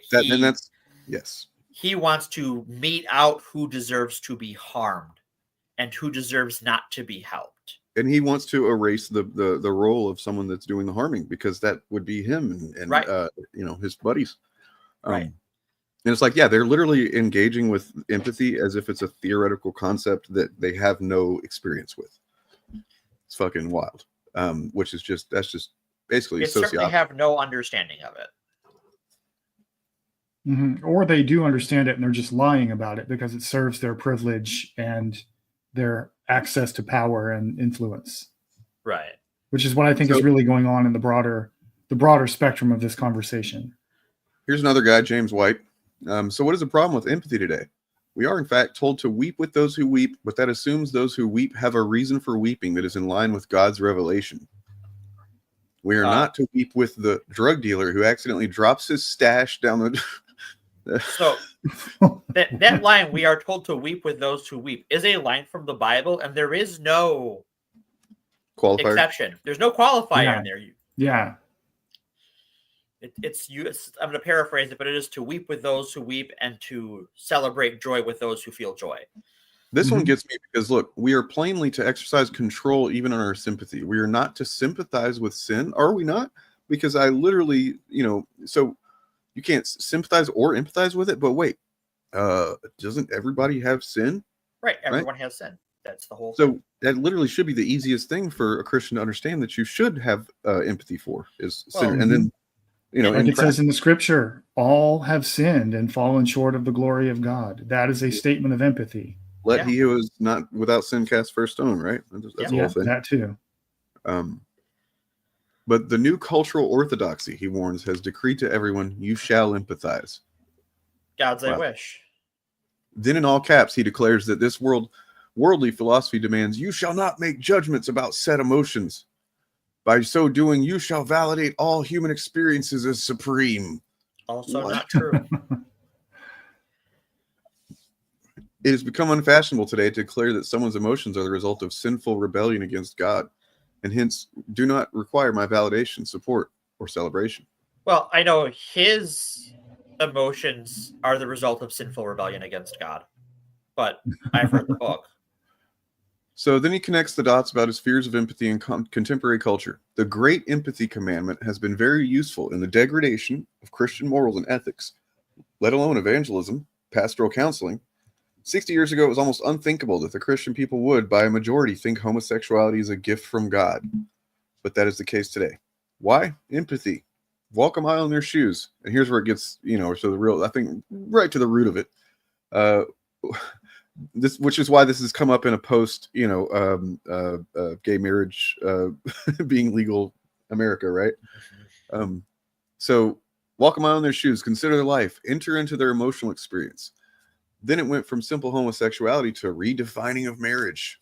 Now polyamory, polygamy. And with 2015, every form of gender-destroying experience, you must empathize. You must enter in or you are unloving. Can I jump in? Sure, please do. Polyamory and polygamy are in the Bible. Yeah, that's the biblical model of marriage, bro. That's the biblical model of marriage, bro. Sorry. Monogamy is not in there. It's not a monogamous book. Sorry. Would you want to say anything about your gender-destroying experience, Morgan? Is there anything there that you think my gender hasn't been destroyed. It is what it is. It's become more all-encompassing. Yeah, I understand it better. That's all that's It's changed. become Nothing more was powerful. That's what they're destroyed. scared of. Yeah, it's Your become gender more is powerful than he become can more possibly imagine, is what has happened. And then here's where it gets to, yep, you guess where it goes. Already the push to empathize with those who naturally experience intergenerational love, pedophiles, is in the academy and culture. No, it's not. No, it's in your church. Marrying your cat or your Siamese fighting fish is just around the corner. There's the it's like always goes to that cartoonish fucking, first they do the pedos and then they go, oh no, next I'm gonna marry a dolphin. Like, Well, and they have to go to the bestiality thing, because the comeback to every time they go, they're going to legalize pedophilia. It's like, well, that's you guys. Yeah, it's already legal, bro. It's called child marriage. Child marriage is legal, and you people defend it. So yeah, when it's not legal, they just rape little kids in their church. Yeah, like, you know? I agree. Why don't we round up all the pedophiles in our communities? Let's do it. Cut to the episode we did a couple months ago about pedocon fact. Right. Mm-hmm. So yeah, someone's sinking in trauma. Yeah, rescuing someone. So when I see a brother or sisters experiencing what they call trauma, okay, that pisses me off, motherfucker. Yeah. Like I've said before, it's not a valid thing. It's not a good thing. It doesn't even make any sense to say someone doesn't have trauma to some degree. We all have trauma. You know, but anyway, diminishing trauma is something that really pisses me off. Right. Because, and you know, it's something I did to myself for a long time. And until I stopped doing that, I was not able to heal and become a whole person. So, right. If you are a pastor, you should not be talking to people about their trauma unless you are also a mental health professional with the proper qualifications. And you should be separating your role as a pastor from your role as a mental health professional, if that is the case. And if you are someone who goes to your pastor for therapy, please stop doing that. Yeah, because this type of shit. Inquire as to the source of said trauma, then discovered is rooted in rebellion, in sin, or in simple ignorance of God's truth. The last thing they need. So let's say, and this might be pretty common, like rebellion. So you're supposed to submit to the, rule of your father if you're like a minor child or whatever. But let's say your father's an abusive piece of shit, and that's causing your fucking trauma. And you go talk to your pastor, well, you got to submit to your father. You know what I mean? Like, I doubt that most pastors, like you said, if they're not licensed, then they're also not bound by law to report stuff that they hear about abuse, which licensed therapists are. Anyway. Yeah. So, what it does is it also creates this insular cycle of abuse where you have nowhere to go. You are denied the language and the modes of communication to reach out for help. This is something we've touched on before. These reactionary communities, whether they're evangelical Christians or otherwise, their goal is to isolate you. Their goal is to deny you community by providing you a facade of one. Yeah, they want to make you dependent on them. Yep. And it's not that they want you to have no community. They want you to just have no community except the one that they're in charge of. Right. Right. And that community lacks a lot of the social benefits of community. I will say this. And Travis, the Mormons have changed their doctrine on polygamy, by the way, officially. I get what they you're don't saying. believe in it anymore. Technically, you're not right, though, Screwface, because, like, for example, my therapist that I made, like, the vast majority of my, was able to even get me started on making progress. And then I did most of my my therapy with. She was not yet licensed because she was literally in the stretch of her, residency where you have to do a certain amount of hours to be licensed. Yeah. I think when we talk she was about she was on the track, though. That's the point. She was someone who had put in the work and had the necessary qualifications. And the reason it was that way is because there's a lot of people. I'm in Portland. There's a lot of people that need therapy and shit. And it's like sometimes all of the licensed therapists are just taken up and they don't have any openings and stuff. So like I'm just saying, if you go to get therapy and someone tells you I'm working towards my license and stuff, then that's an exception that is okay. Because another thing that happens is often social workers are not licensed therapists. They have different qualifications, but often social workers end up in therapeutic roles, and they have a comparable enough skill set to do some trauma therapy, but it's not psychiatric therapy. So therapy is complicated. And this is getting. I read this the other night, and I was like more like in I guess academic mindset, and now that I'm reading it again, it's pissing me off. The conservative religious leaders are not the first to raise warnings about misplaced empathy. The rabbi and therapist Edwin Friedman, who was revered for his work in family systems theory, spoke of the fallacy of empathy in some of his most controversial writing. He says helpers should not be responsible for the feelings of others who lack the ability to distinguish between feelings and opinions, and between a sense of offense and actual harm. Offense and actual harm. That's interesting. That I want to touch on that. That is not a either or comparison, right? Because I could be offended and there's actual harm. I could not be offended and there's actual harm. I could not be offended and there's no harm. I could be offended and there's no harm. This is a false dichotomy. And I can sort of, I mean, there is a way in which that idea from Friedman can be constructive. I just think that this guy is using it in bad faith. Yeah, I agree. And I think you have to be really important to anybody that make this argument, even if it's worded better, you should be very cautious, because what I think of with this is how chuds are always like, well, you want to police our speech, and they think they should be able to misgender trans people, for example, because like whatever, it's just words, bro. But that actually is harmful to trans people who experience gender dysphoria. Well, and I don't want to police your words. I don't care, but my issue is that you don't want to be corrected. You don't want any opposition to your bigotry, right? If a person wants to call me whatever the fuck, I don't care. And that's not every trans person. But if I just go, hey, you're a dick, then they get offended because I have called out their behavior. They want a license to not behave civilly. They want a license to never feel bad. Right. That it's the same reason that they've gotten rid of in certain schools in certain states, the actual history of slavery and stuff like that, because it's going to make white kids feel bad, right? And it's like, well, I mean, no, not really. It didn't make me feel personally responsible when I learned about that stuff, right? Yeah. And they use it.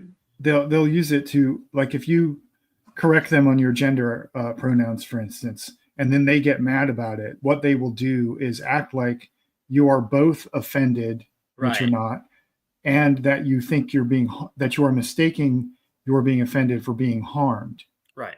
Which you're also not doing. That's something they've constructed in their head, right, to justify their own bigotry, right. Well, this is so this is such a common thing that trans people deal with. Is most trans people, it's annoying, it's inconvenient to be misgendered.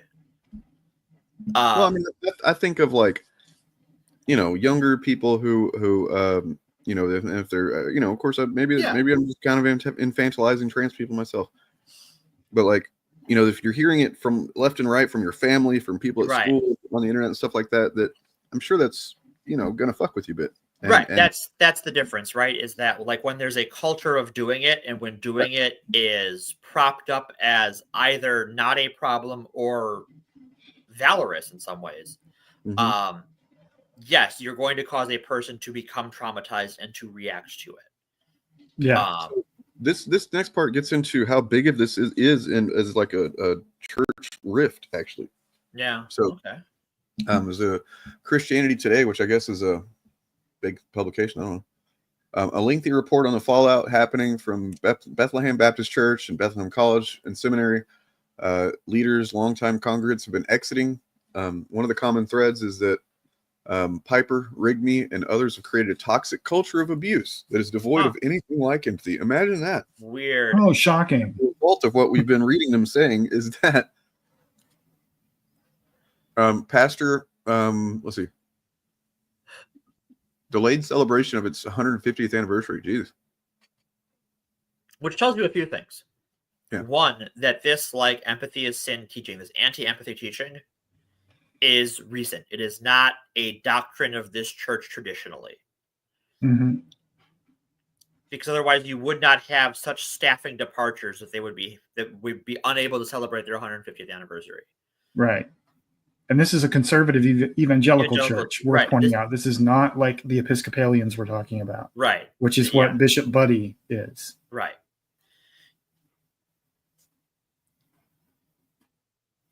And here we go. So, constellation of issues that seem to have coalesced in this moment. Debates about racial justice, critical race theory, the Me Too movement, nature of trauma and abuse, the story explains. So yeah, this is like the crux of everything happening right now, I believe. Right. In human civilization, or at least in the West. Yeah. And it doesn't look like it's going our way, guys. I hate to tell you.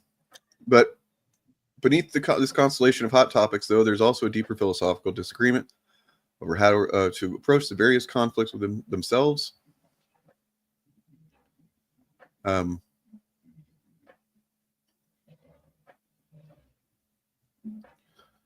So this is where it gets into like this person, the writer, is actually going to defend against this bullshit. Right. The story identifies 3 pastors who left the church staff as the most empathetic pastors on the staff. Their empathy, congregants report, has extended to prayers and sermons related to the series of racial reckonings over the past year, from the murders of George Floyd to the murders of Asian women in Atlanta. Ming Jin Tong, who is Taiwanese American, wore traditional Chinese attire as she preached on the Sunday following the Atlanta massage parlor shootings. Christianity Today reports that Tong and another pastor read the names of the Atlanta victims in public prayer that week. Oh my God. Which resulted in criticism from a fellow elder for bringing up race as a component in the incident. And in these events, reading out the names of the victims in a tragedy is not uncommon in not just in any Christian church, but also in other religions. That's a pretty common practice.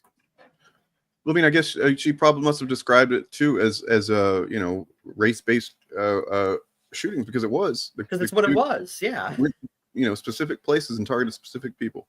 Right. And also not just race, but their profession. Employment, yeah. In other words, these pastors were too empathetic about the murders of sex workers. And there you go. It's all about not having empathy for, the people you're better than. Never mind who Jesus' besties were. Yeah. So Scott McKnight, this dude's pretty awesome, actually. From the best I can tell, these denouncers of empathy are distinguishing the virtue of compassion from the potential vice of empathy. The former means to suffer with, and the latter to suffer in, or to feel with and feel in. The former is rational, and the latter appears to be less rational, and perhaps irrational. At least in their constructions, it's okay to suffer, but not suffer with, but not suffer in. Of this view, he says, this may be the most unwise piece of pastoral theology I've ever seen in my lifetime. Pastors without empathy are not pastoring. It appears to me recent proponents of diminishing empathy are not only basing their definition on etymology, they're ignoring standard definitions, and in so doing are misdefining both compassion and empathy. They then invent their own definition, extrapolate to something out of line, equate that with empathy, and then castigate a genuinely important act, empathy, as a result. We need both compassion and empathy, not one or the other. The derision of empathy relates to one of the problems with white male leadership, citing a dissertation written by one of his students.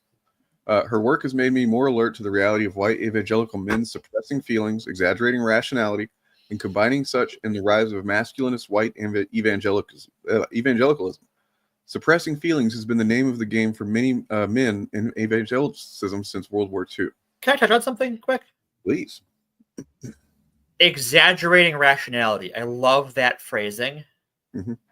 Because so much of these rational bros, whether they're atheist debate bros who, became anti-feminists, or these chuds who have this objective media take, they are exaggerating rationality. They are exaggerating the definition of the word, how to practice rationality, of what even is rational and irrational, and how rational humans can be. That's such a great phrasing. I'm going to have to use that elsewhere. So labeling empathy as sinful appears to be a power play worthy of controlling narcissists. A lack of empathy characterizes narcissism, and that was the first thing I thought of when I heard about these recent denouncers of empathy. I suspect in the diminishment of empathy, we will encounter someone who wants to be in control rather than sidetracked by someone else's emotions and feelings. There's a fear on the part of some that in empathizing, one will get lost in another's feelings or emotions or anxieties or troubles. Then it gets into essentially what I think is the core thing, which is these people are cowards. That at the very root of it, they're just afraid of, whether it's that they might identify very strongly with something, that they don't expect to or don't want to. And then that in their mind, because they see that person or that type of whatever as less than, that they're going to be less than too. I don't know. I will say, I suspect, and this is probably deeply unfair of me, but I suspect that a lot of these white men in evangelicalism zeroing in on queer people's experiences as their example of why too much empathy is bad speaks to some of their own personal anxieties about their sexuality and gender identity that they are scared they will have to explore if they open that door for a queer person who is not them and they feel with them too much. They're scared that they're going to discover something about themselves that they've been repressing. Right. And that doesn't even necessarily have to be that they're some flavor of queer. Because I know that's kind of a stereotype. But even like, I know a conservative person, small c conservative, who definitely was more queer phobic, but the more he hung out around queer folks, he had a space to talk about his own body issues that he didn't have in other spaces, because he had tried like some online, fitness groups and stuff. And there was a lot of, if something isn't working, it's you. It's not the method, it's you. And just by being around people who were comfortable about talking who they were in a gender expression way or in a sexuality way, he was able to develop methods to talk about his body issues, his body dysmorphia, and actually find better resources to help with his weight, to help with his diet, to help with his diabetes. That has been largely beneficial to him. Yeah.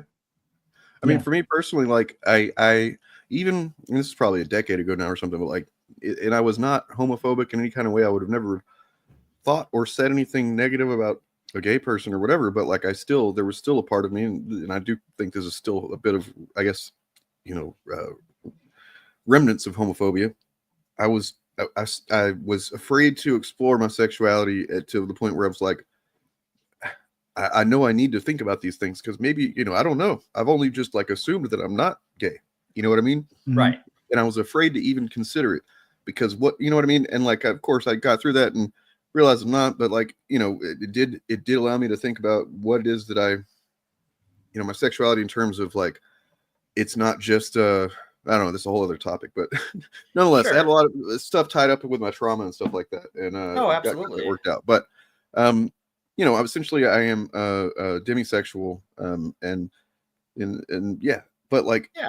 it just goes to show how deep roots of homophobia can go, and how society and culture, toxic masculinity, basically, it even somebody that's not hateful, it can still tell you don't even think about it. What if you're gay? You know what I mean? What'll happen if you're gay? And that's probably was just a fear of if I'm gay, then I'm gonna get treated like shit.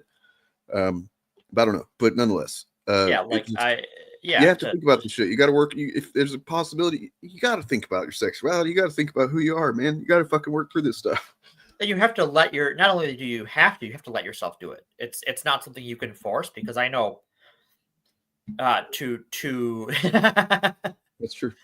To dump on some people I know who are in the LGBT community. and I'm not going to name any names or any personal details, who, in my younger days, were very interested in other people's sexuality and exploring their sexuality because it was healthy for them. And so they thought that other people needed to do that. And it certainly stunted my understanding of my sexuality, to the point where, like, what's my sexuality? I don't know. I'm married. Does it really matter? I know who I'm attracted to and want to spend the rest of my life with. That's anything before and after that doesn't really matter. Yep. It's that's the kind of thing that like adding on to what you're saying, Bob. I think that just broadly speaking, it's some like the system doesn't want to allow people to. I've said this before. I think I told maybe Chariot this, that I was like, I feel like trans people are such the hot button, target issue by conservatives, because it's kind of like just this one pin or one column under the bullshit they believe and that they take for granted and have taught for fucking centuries, that if everybody kind of just accepted that trans people are valid, that you're going to see just a lot of assumptions about the way the world is kind of fall away.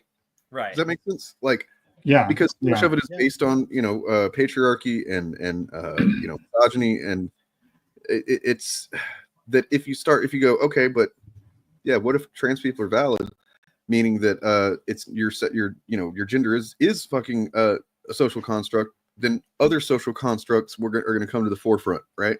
And once that happens, it's going to be like a domino effect. And people who are in power and desperate to retain and to keep and abuse power fucking can't let that happen. Right. That probably terrifies them. And so I think that's, part of the reason that they go after trans people so hard. But everyone say hi to Tony. My spouse brought me some coffee. Hey. Hi, Tony. That's what is on the top there? Is that foam? What? That's they put whipped cream on there. Yeah, they got Iron Man on there. That's why it's Hi Tony. My spouse's name isn't Tony. Oh, I thought it was Tony the Tiger or something. Okay. No, it's So, since my heel turn of sorts from conservative to liberal, I've been discovering that I'm feeling less manly and more feminine. How do you feel about that, though? I don't think you're saying that you feel negatively about that, but are you? Because you shouldn't, if so. It's like, dude, fucking femininity is like, at least as far as how it's prescribed, and how it's traditionally been expressed and stuff like that, is like, apparently I'm a pretty nurturing parent. You know what I mean? There's still fathers and fatherhood, advisors and stuff but I mean, it was like this a lot more in the past that would have said that the father doesn't really do any nurturing, right? Like that's the mother's job kind of thing. And it's like, apparently I'm pretty fucking good at the nurture stuff. And I like doing it. Mm-hmm. My grandfather was, maybe not the most nurturing to my father and his brother, but was certainly very nurturing to me, not in a like waiting hand and foot on my needs, but in terms of like teaching me and being patient with me and meeting me at my level of understanding, that I will forever be thankful of that. I mean, I guess I would just say, I'm not trying to doubt you at all. I mean, yourself, but like, have you considered how much of the things that you're attributing to being masculine or feminine are just kind of bullshit, the ways that it was taught to us culturally? Mm-hmm. That's what I, it's one of those things we have to explore in our own way, right? Like, yeah. I mean, I concluded this many years ago, so obviously I'm right. That masculinity and femininity just don't exist objectively. These are categories we construct culturally. Wait, are we saying gender is a social construct? Yes. Like we invented languages around these emotions and called them gender as a way to externalize what we were feeling inside and trying to find other people who feel the same way. But at the end of the day, it's not, neither of them are real in any like biological sense or objective sense. They're real in the sense that they have a social reality, like money does. Money is not real either, but it has social consequences and political consequences. So we have to take it seriously, but we don't have to take it literally. My example for, like, I have an example for what a social construct is. Football is a social construct, right? Mm-hmm. That does not stop it being from being a multi-million-dollar industry over different sports, depending on where you are in the world as to what football is. Yeah. And we recognize that they're both football, but they have their football, and that's football. And then in America, you have the religion of Wisconsin, which is also football. And despite being a social construct where the rules are made up and have changed over time, it is still impacts people's lives and health at all levels of society. Yeah. And I think you hit the nail on the head with saying money, is essentially not real, because that's probably the thing that the people in power think of whenever they think we can't let them, validate the existence of trans people. We can't let that become the norm, right? Mm-hmm. Because if it does, then they might start thinking about other things like the money. What about our money? Money is the reason I don't like to use money. It's because I think money is actually a good metaphor, but I think it comes with some baggage. Is that if you're a working person, right? Money is very real in a way that you don't want to think about. And if you're rich, if you have stupid money, you can't comprehend how much money you have anyways. You're rich. You're a billionaire. Sorry, you don't understand how much money you have. But also it is a placeholder for your power and your emotional well-being. And your entire life is centered around not losing it. And so that baggage seems to drag the conversation down. We're using something like football. Because it's a game, it doesn't have as much baggage, even though it's very easy to explain that it has all of these cultural ties into it and that it is very real, just constructed. Yeah. I think the gender thing freaks them out so much because it's one of the oldest power hierarchies in all human societies. Yeah. And so it's kind of like the background radiation of a lot of other kinds of hierarchy and oppression. Oh, and sure. So it's getting to the root of a lot of the other power systems that are screwing up the world. And if we successfully deconstruct gender and liberate people from it, then everything else in the worldview of people who hate this, everything else collapses. Right. Yeah. That's the death of civilization as they know it. And they know it. Yeah. They can't have that. And the birth of something that's not defined as much by arbitrary bullshit. Yeah. Yeah. And it's funny personally for me, like when we're talking about exploring gender, that two things is, one, a lot of people in my life thought I was unmanly and held that opinion right until I agreed with them. And suddenly when I go, I agree, you're right. I think you've been onto something this whole time. I am not a man. And they went, well, hold the fuck up.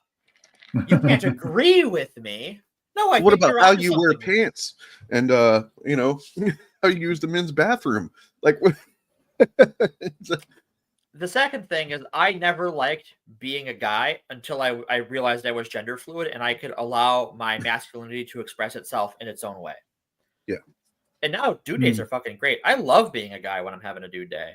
It's wonderful. I mean, honestly, when I think about what it even means to, I don't feel like I have like a specific feeling about, whether I'm masculine or feminine. It's just more like, if I think hard enough about it, it's still defined by stuff that can be attributed to either. Yeah. I don't know. I don't even know if there is anything that defines just being masculine that I think is inherently and only applies to being a man. Yeah. Right. If anybody has anything, let me know. But anyway. Well, there is one thing. I think there's one thing about the socially constructed gender of man that is unique to man, and that is power. Assumed power maintained by the threat of violence is baked into the gender identity as we have constructed it. Yeah, I can see that. A sense of entitlement to. It's not. I think very few men having the crisis of masculinity right now would say it this way. But I think what's going on is they were promised power over other people and entitlement over other people as part of being a man. And we are struggling to figure out our place in the world without that. And it's it's the man. This is a tangent. Sorry, but no, go ahead. Go off. The manhood grift, like the masculinity grift, is all about leaning into that assumption of entitlement and privilege over other people rather than building solidarity with other people. It's like saying, no, you are entitled to that. And here's why they're taking it from you. They're trying to take it from you. Yeah. And I mean, even if it's somebody that wasn't promised that, like literally promised verbally that, I think they're just, people can look and see how the world has always been. And so a cis het white dude is going to go, oh, this is my world. This is for me. You know what I mean? Mm-hmm. Like it's pretty easy to, I don't know, you're lying to yourself if you don't think it is, or you're just kind of been programmed by fucking bullshit content. Because I could, given the new administration and everything, I could shut down my YouTube channel, never, say anything publicly about my politics. And generally I'd be okay. Never have to worry about things. Yep. It's that's what it is to be privileged. I mean, at the same time, I am autistic, and there are ways that might come into play and affect me, but nonetheless. Yeah, RFK wants you to move you to a farm. Yeah. Right, not gonna fry. Start accidentally doing Nazi salutes, maybe. I guess, yeah. Yeah. Well, I'd like to circle this back around to the Right Reverend Buddy. Sure. And the cultural freakout moment that we're having over that, because most of the sources that I noticed the thing about most of the sources you were just citing, Dane, is that they all seem to have come from conservative Christian circles in which they use the word Christian as if, or the assumption in all of that work was Christians are necessarily conservatives, politically, culturally, etc. And what the bishop did is highlight the fact that is not true. And the reason the right is freaking out over that is because they have spent decades trying to stake their claim on Christendom and the Christian identity for white people. That it must mean, because you'll find in a lot of churches, white churches especially, the sentiment that you cannot be a Christian and vote for Democrats. At the more extreme end, the MAGA people literally believe that Democrats are all demons. It's not figurative. They're not being poetic about it. They literally think the Democratic Party is run by demons, and therefore every time they propose policies that MAGA people otherwise agree with, like Medicare for all or whatever, you can't trust them because they're lying. Their goal is to destroy Western civilization. And so when the Reverend Buddy gets up there and speaks in front of people like J.D. Vance and Donald Trump, who have had no idea that the Episcopal Church has been like queer affirming for like decades now, and has been one of the leaders of the sanctuary movement for immigrants for like 30 or 40 years. They are confronted with the fact that they have lied to themselves about their own religious identity and what it means to be a Christian. And that tension, I think, is going to be a source of resistance going forward, the same way the civil rights movement was led by largely by Black religious leaders. There were some secular leaders in there as well, but that conversation is going to be, I think, at the heart, at least early in the stages as the resistance develops, is going to be at the heart of that conversation. And it's worth paying attention to, because the Catholic Church is also coming for the immigration policy here. And just this weekend, J.D. Vance talked shit on the Catholic Charities and on the Pope, because the official stance of the Catholic Church is open borders, basically. And it's the one thing I agree on. Now that the conservatives, Protestants, in the United States have gotten Roe versus Wade overturned, their alliance with Catholicism is not as useful to them anymore. So we're going to start seeing all sorts of crazy shit happening around that too. Well, I think especially when it comes, I think the trad cats are going to remain in the camp with the evangelicals just because they are heavily involved in the financial end of that deal. Yeah, there's a hashtag among them called defund the bishops. Yeah. And they want to get rid of, they think the current Pope is an apostate because he yes, they do. Once said nice things about queer people. And it wasn't even a particularly nice thing. It was just like... No, it was just like, we shouldn't kill them all, even though, like, being gender affirming is a nuclear weapon. Yeah. What if we don't, like, kill them? The current Pope did say it's okay for priests to give a blessing to gay couples. They don't get the ordination of marriage. Right. Which is a but they can have their sacrament relationship blessed. Yeah. Yeah. They don't get the sacrament of marriage. Yeah. But they can go and have their relationship blessed by a priest if they want to. And the priest can do it. And it has no legal consequences or anything. And just that alone right there is why it is causing the tradcats to freak out. Mm-hmm. Most of the tradcats are according to the Catholic Church, heretics. Tradcats are mostly apostates and heretics. So I want to read, found a couple of things, writings, like post-length writings recently in the last week that I think are helpful. One of them being this, and I don't know who wrote it. Kind, good, happy, gentlemanly, secure people never go Nazi. They may be the gentle philosopher whose name is in the blue book, or Bill from City College who democracy gave a chance to design airplanes. You'll never make Nazis out of them. But the frustrated and humiliated intellectual, the rich and scared speculator, the spoiled son, the labor tyrant, the fellow who has achieved success by smelling out the wind of success, they would all go Nazi in a crisis. Yeah. Yeah. There's that. And then also, this is a bit more of a, I guess, metaphorical. So this is called The Rules. I was fighting fascism with the power of love and kindness and just really getting my ass handed to me. A total bloodbath. The referee would have stepped in by now, but they had knocked him out with a steel chair. The only others watching were either fascists themselves or the people trying to fight fascism with the power of love and kindness, and they weren't having a great go of it either. I kept trying to explain in between haymakers that we were better than this. And on top of that, it wasn't likely to be ruled on favorably as far as the courts. None of it helped. I was on my knees, now bleeding profusely from the mouth and nose. It spilled out of me onto the snow in a pattern that, if you sort of squinted at it, just from a right vantage, looked like a heart. See that? And I pointed. Look how beautiful the world can be if we tried to say. I tried to say through my broken teeth. All right, well, now he's pulling out a gun. I don't think we're allowed to do that. I mean, that was not very uplifting, but it's definitely expresses the feeling that's gotten us here. I think it feels like he's pulling out the gun now. Right. Well, and it's one of those things that, like, this is why. Well, I don't agree with the online segment of leftists who constantly want to talk about the Democratic Party and their failings as far as normalizing some of this stuff. I do get how they got there.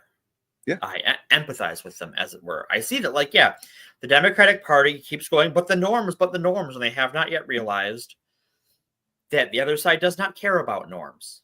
They do not believe in norms. They think norms are a cudgel with which to bludgeon other people to death with. Yes. And you either need to take their toys away or be prepared to get bludgeoned. Yeah. And those are your options. In the sport that they're playing, right? Yeah. But like, one thing I'll say, that we're talking about empathy.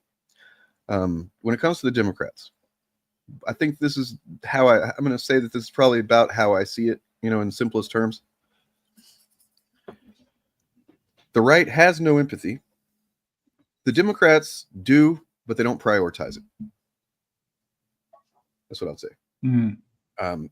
They do. I mean, I believe generally the broadly speaking, I think Joe Biden has empathy. I think, even fucking Pelosi has empathy, but they've also got all these other considerations that have gotten put in front of them, and they've been told and decided themselves and whatever for whatever reason that this is actually the thing you need to focus on, more so than the giving a shit.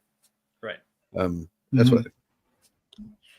And then every once in a while, they'll get around to, doing some kind of pragmatic application of empathy. But yeah. Well, yeah. Another part of that. I think criticizing the Democrats online, the usefulness of doing it as a post-mortem for why the Democrats lost has outlived its usefulness. Yes. And it is now, it was necessary. It needed to be done. And I think we've learned the necessary lessons and now continuing to do it. And I've been guilty of it myself, is just punching at a safe target that we know is not going to hurt us. Right. Yeah. It's a way of avoiding. Yeah. It's a way of avoiding the fight that we know has to be fought because we know we're going to get hurt fighting it. And I think it's time we all got a little bit more backbone in us, And I look at it this way, like a lot of us already are getting hurt either way. Yeah. They're rounding up people this week. Mm-hmm. It did not take long. They're scrubbing information from federal websites this week. No, how we say cruelty is the point. They're making that a fine point this past week. Right. They've made a point to go to schools, elementary schools and stuff. Although I heard something that wasn't actually the. That wasn't CPS. It was Secret Service, which is worse. Yeah, that's way worse. That's way worse. About Trump. They're literally called the SS guys. That's their abbreviation. So here's my thought. Right. So what happened in that story is the Secret Service visited a Chicago public school because an 11-year-old posted a mean thing about Donald Trump. They have not, to my knowledge, released what that was. We don't know what it was, but it was a mean thing an 11-year-old said about the president, who the Secret Service is charged with protecting. So they went and... Sounds like a job for Will Jordan. Put up the drinker signal. Light up the drinker signal. There's a 5 with 11 child to beat up.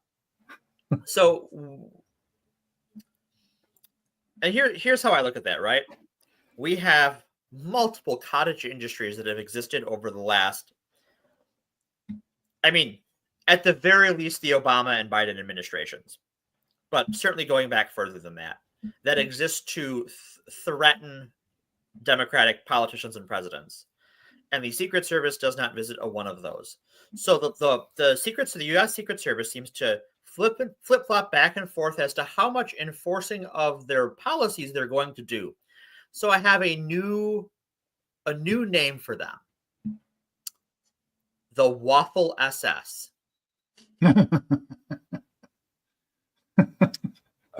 Sean, I disagree. I don't think there's any point in talking about them right now. If they were people that for whatever reason, they didn't prioritize the things that in general we all agree are important, or the reality of the situation as it stands, or they're of such cowardly demeanor, that they felt this was the way to best protect themselves. And in any of those cases, I don't know what talking about them or to them really does to help. Also, as a white person, I don't know what to talk to them about. Yeah, I will not presume that I know their interests better than they do. Right. I know there are people in their communities who know and can handle it better than I can. I am not the person for that job. And this is something I want to, now that we're here, I'm reminded to talk about it. It is going to be a rough several years. Optimistic people are saying 2 because the Democrats will get back into the Senate and House and whatever. I don't believe that. That's very optimistic. Yeah, it's very optimistic. Bold of you to think we'll have elections in 2 years. And legally speaking, 4 years.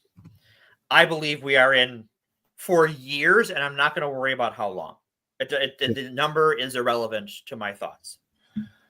Yes. This is a long haul. We are in a literal war that they treat like a war, which means we have to think in terms of logistics, supply lines, morale, reserves.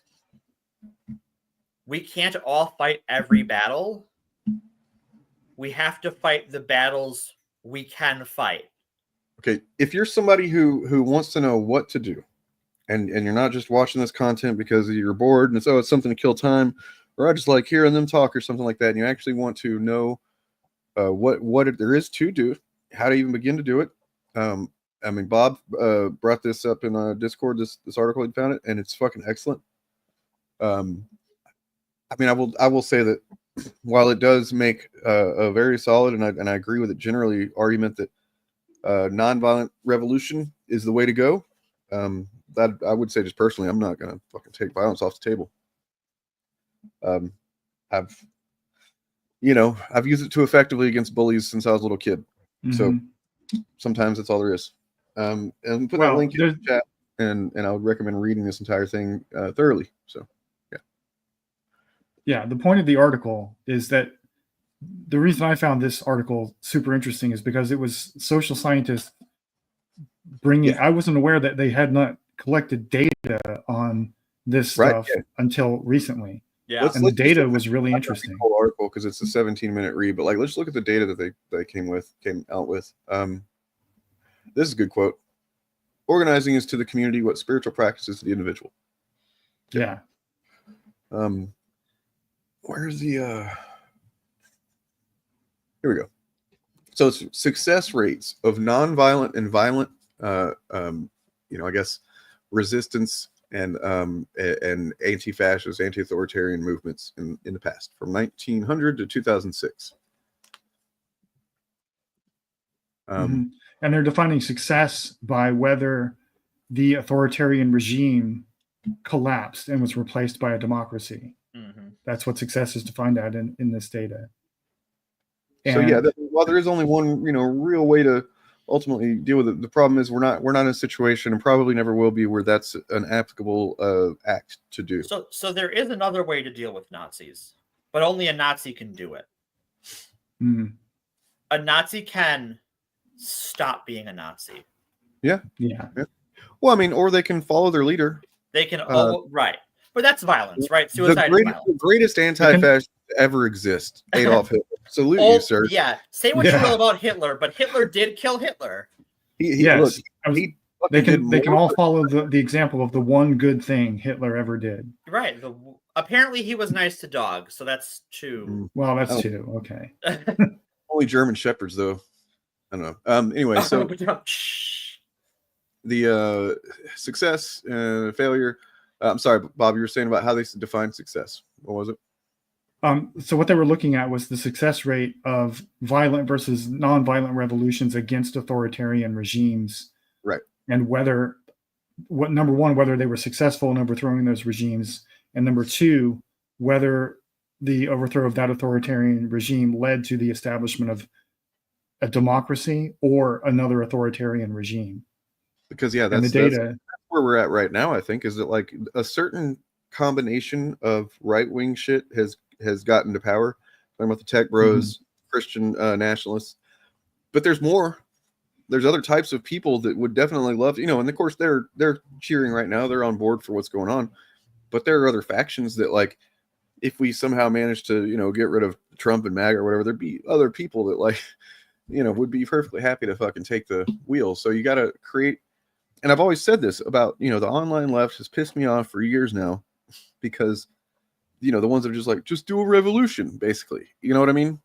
Like, don't vote for the Democrat. That doesn't do anything. Do a revolution. It's like, if we were able to, which it's impossible, we're able to just overthrow the system as it is, what would take its place would be force. The people willing to and capable of doing violence the most, which guess who that is? Like, there is a misconception that leftists don't like guns at all. That's not true. Liberals don't like guns. Yeah, Marx was a big fan of gun rights for the proletariat. Do you know who doesn't like guns either? Is Republicans, when they're in the hands of people they don't want to have guns. Oh yeah. Remember, it is about maintaining their power, not having rights. Yeah. Keep scrolling down, because I think they listed out some of the bullet points, I think. Okay. So go back up to that one, the bold-faced one. So do your research. When you do it, you learn things like resistance campaigns use nonviolent tactics, or when they did, instead of violence, they were 10 times more likely to transition to democracy, even if the campaign failed in the short term. And even when nonviolent campaign, I mean, that makes some sense too, because like, you know, people, I don't know. I'm gonna look into some examples after this show. Anyway, so even if the campaign failed in the short term, and even when nonviolent campaigns didn't bear immediate fruit, they tended to eventually, slowly, prompt the moderates in power to make useful reforms. And this data came out of this Chenoweth person and another person, picking only huge resistance campaigns that sought to either secede, expel a foreign occupier, or overthrow a head of state. So civil rights in the 60s, with its many wins, didn't count since it was only calling for reforms within the current system. Mm-hmm. Well, I mean, that's what some people were calling for. I think there were some folks calling for more, but and movements were only labeled successes if they won within the year of their peak activity, without any other help. So the campaign led by Gandhi and others didn't count because the Brits took too long to leave India. Huh. Even with all of these strict limitations, over half of the nonviolent resistance movements they looked at were a success. More than half the time, a nonviolent resistance movement toppled an unjust regime within a year. Yeah. So what does that mean? We can all kind of imagine what a violent revolution would look like, right? Like, it probably is wrong too, but we can at least imagine that a lot easier. Mm-hmm. Because we've seen it in movies and shit. But what does a nonviolent one look like? Well, this is what this is about. It tells you. There you go. Large and diverse population of participants that continue to grow both in size and diversity and can be sustained over time. Discovered something so important here that it gets a name, the 3.5% rule. Everywhere they looked where a nonviolent resistance campaign engaged the active and sustained participation of at least 3.5% of that nation's population, they won. If I had to pick one characteristic that correlates with a movement's success, it's the extent to which everyone in society, children, disabled people, grandmas, feels that they can either actively or passively participate. So here's, four. These are I suppose the pillars of building resistance and counter movement, right? This would be it. Well, and unfortunately, part of the success of the current administration is we can do 3 of those right now. Well, sort of. Let me back up. At the federal level, we can do 3 of those. Well, we kind of just need to write off the federal level for the most part as being something we can have a whole lot of say in. Right. Yeah. But one of the things we have working for us. Oh, go ahead. Sorry. My point is very short. One of the things we have working for us in our case in the United States is that a lot of our government power is decentralized across the various states. So it will be harder, not impossible, just harder for the right to consolidate power at the federal level because of that. Right. That's what I was that ties into what I was going to say, which is that at the state level and the local level, you need to do everything you can to do that. Figure out who's running in your local elections. A lot of judges are elected in states or in municipalities. Go look up when they're running. Start looking at candidates now. Check regularly. And that it's easy to do. I promise. It's easy to do. It takes 5 minutes. And that will have such a huge impact because so few people vote in those local elections. Your vote counts multiplicatively over what it does in a presidential year. So, yeah, this is kind of important. Some of the other things that they'd have going against them is like the ability to create loyalty shifts among key regime supporting groups such as business elites, state media, and most important, security elites such as the police and the military. Well, and we're seeing some of this after Trump let out all of those Goombas. Police unions were like, what the fuck? Yep. Because it turns out that when you let 1,500 people who beat up fucking cops, it turns out the police unions are going to get a little fussy about that. Sends a message that runs counter to the whole, white lives matter, police, blue lives matter thing, right? Which, to be fair, the police unions should have had that thought back when he said, I want to pardon those people. But, too little too late. They're probably, he's just saying that until he gets in power. He's just saying that. Well, here we all are. Yeah, he actually did worse. Like they said through the campaign that they were going to be very discerning about who they pardoned, and then he just blanket pardoned everybody. The reason that they did that first fucking thing is specifically because he wants everybody that supports him to know, not just suspect and like, I hope that he'll take care of me if I fucking get violent for him. No, he's saying, yes, you do violence in my name to fucking seize or maintain power. I will fucking, you're fine. You'll be fine.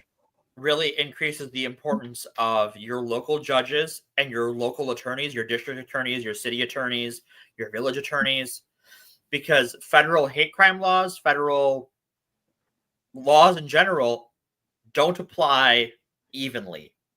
And they didn't before, but it's even worse now. Don't make that mistake, John. That's not why he did that. No, this was tactical. Because it's not like he sits there and writes up the pardons himself. No, the stack of paperwork he signed on Monday and Tuesday, he did not write a word of it. He probably put almost no thought into any of it, except for he knew, he understood that if I sign these, the people that are going to benefit, that benefit me, are going to get what they want. Right. That's basically. Yeah, it's a transaction. They got him these are the people that got him what he wanted. Right. He's a get out of jail free card. And so now he's just giving them what they want. He doesn't care about the ideology. Like, remember how he said John McCain, I don't like losers, people that lose. I mean, technically these people didn't achieve what they were trying to achieve. So he should have, you know what I mean? But I understand he's a fascist. He's not a consistent human being. Well, counterpoint, here we all are. True. It just took a while. Yeah. His motives are irrelevant. What matters is the material reality we're all stuck with now. Right. Number 3 here is a really important point, though. Creative and imaginative variation in methods of resistance beyond mass protest. Marches aren't enough. Public actions aren't enough. Strikes, boycotts, civil disobedience, guerrilla theater. So the important thing that I think that kind of goes against us is that, like, none of these are something that we're going to see an immediate result from, or like boycott. Everybody knows, boycotts don't work. By and large, a boycott doesn't do shit. As far as themselves, they don't. But as part of an integrated approach, they do. Gain attention to a thing. It can create more awareness about a thing. There's reasons to do stuff that don't do what might seem like the immediate goal is. It's the same thing with like people that have told me for 5 years now in my comment section will show, oh, you're not going to change those people's minds by talking about that or whatever. It's like, I'm not trying to change necessarily people's minds that already think this shit. You just think the one single goal, and that's not the one single goal. Anyway, and I think that point, number 3, is important for a lot of people watching this, because there are a lot of marginalized people, and just like non-marginalized people too, who don't have the spoons to do like marches and like public confrontations with the authorities. And it's important for us all to understand that that's not the only form of resistance we need. There's a lot of behind the scenes stuff you can do, like it says here, like integration with art. Right? If you're an artist or an actor, you can do a lot of these things without ever having to, I won't say without ever having to face the authorities, but your chances of like getting into a physical confrontation of this kind of stuff are much lower, and you can build a lot more safety around yourself doing these things. Like even integration with art is something as simple as wearing a related keychain on a bag or a jacket. Yep. Putting pins on a lanyard. Yeah. Look, they integrated art, and it's a striking image. It really is. Says a thing, It's pretty gross and powerful, but the country is rotten from the inside out. And then what's at the core of the rot? Look at this fucking guy in there. And even there's the rot underneath his face too when the worms finally eat that. Yeah. That just make that image. The first thing I thought of was Quado from Total Recall. Open your mind. Strategies for unity and the discipline to keep the whole movement nonviolent, even in the face of direct repression. No falling apart, no opting for violence. I think that's going to be one of the harder things, because I mean, it also gets really tricky because like here in Portland in summer of 2020, there was an uprising. Against police for over 100 nights during the summer. People were down there fighting cops, but that's the reductive description of it, because what they were really doing was demonstrating. The cops would show up and try to essentially force them off the streets because, you know, using their just the existence of their authority. And then it would become, you know, kind of a melees, right? Skirmishes where, like, you know, cops would deploy tear gas, and, you know, then they had ways, pretty awesome to see, actually, you know, ways the protesters had ways of, like, you know, flinging that fucking canister of smoke tear gas right back to the cops or whatever. No, they weren't doing direct violence to the cops. Nobody was like going and like fighting the cops, but you know, it could be argued that that was not non-violent. So nonviolent revolution means if you read the theory behind it, like training for nonviolent resistance is very disciplined. It's not something people can just show up on their lunch break without any prior experience and do successfully, because part of the discipline of it, de-escalation of a conflict in a way. Yeah. Whereas, like, it's the easiest thing if you don't know what you're doing to contribute to the escalation of a conflict. Even though you're trying to, like, you know, mitigate it or whatever. But like, if you have to kind of be trained a little bit in de-escalation to de-escalate.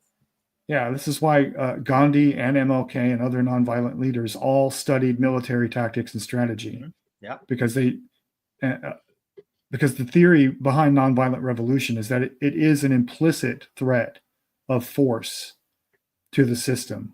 Right. If enough people show up and are willing to take a beating and fill up the jails so much that they can't arrest people anymore and people keep coming, the implicit threat there is, if you push us too far, right, we will burn you down. And then that's what starts getting the elites, the security elites on their side.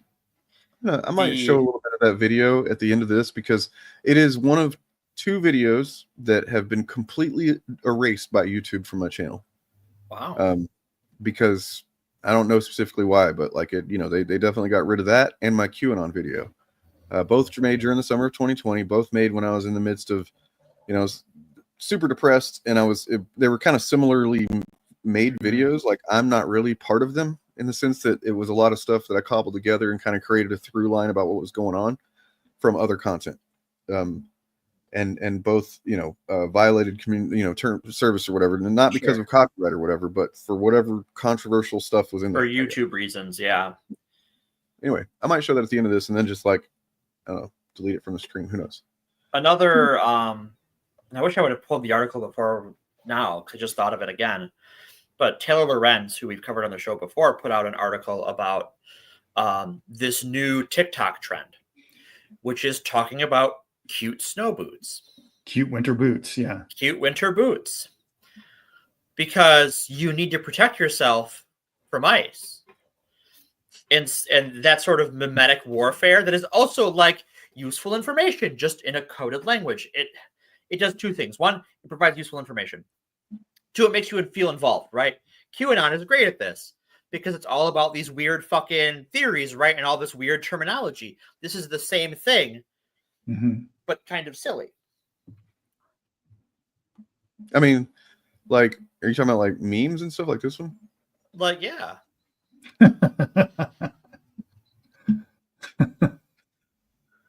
No, autism does not make you a Nazi. If you're a Nazi, you're a Nazi. Sorry. Can you put that article back on the screen? Because you were showing a point that I think needs to be said out loud for the benefit of people who are mainly listening. I'm constantly insulted. It's a Charlie Chaplin mustache, guys. It's not a Hitler mustache. It's a Charlie Chaplin mustache. Yeah, everybody knows mustache. He doesn't understand the difference. Everybody associates the mustache with Charlie Chaplin. Autistic people don't understand the difference between Charlie Chaplin and Hitler. Come on now. But yeah, I'll put the article back up. That quote right there: when women participate in mass movements, those movements are both more likely to succeed and more likely to lead to more egalitarian democracy. And this is why they're trying to push women to the margins, and why they're trying to weaponize women against queer people. Yeah. So, the takeaway point is that a nonviolent revolution that's led by women and sustains the support of at least 3.5% of the population, more than 50% of the time, will successfully topple an authoritarian regime within a year of the movement's peak. Right. And that's something we can all do, folks. Yeah. 3.5% is not that hard to get to. No. You don't even need half the country for it. And it's the downside is we will not see the end until we're past it. Yeah. Because the especially when you look at the media machine and the ecosystems we're in, we will not see it until we are through it. We are operating in the dark, and fog of war is at a peak. Yes. So you kind of have to stay the course and trust that people on your side are continuing to push forward. Yeah. That reminds me of something I was going to bring up earlier about all the things the Trump administration is rolling out so quickly. Mm-hmm. Is that I think a lot of it is primarily for propaganda value at this point. Mm-hmm. It is designed to show the base that they're taking action and they're hurting real people. Don't get me wrong. Real people are being really hurt. But the goal at this stage is to throw society so off kilter and put them on the back foot that we don't know how to respond, to clog up the courts with all these executive orders, and to signal to the base that they're delivering on their promises. Over the long term, like after the past 100 days or so, I think we're going to see a slowdown of some of this stuff because it's just the gears of bureaucracy.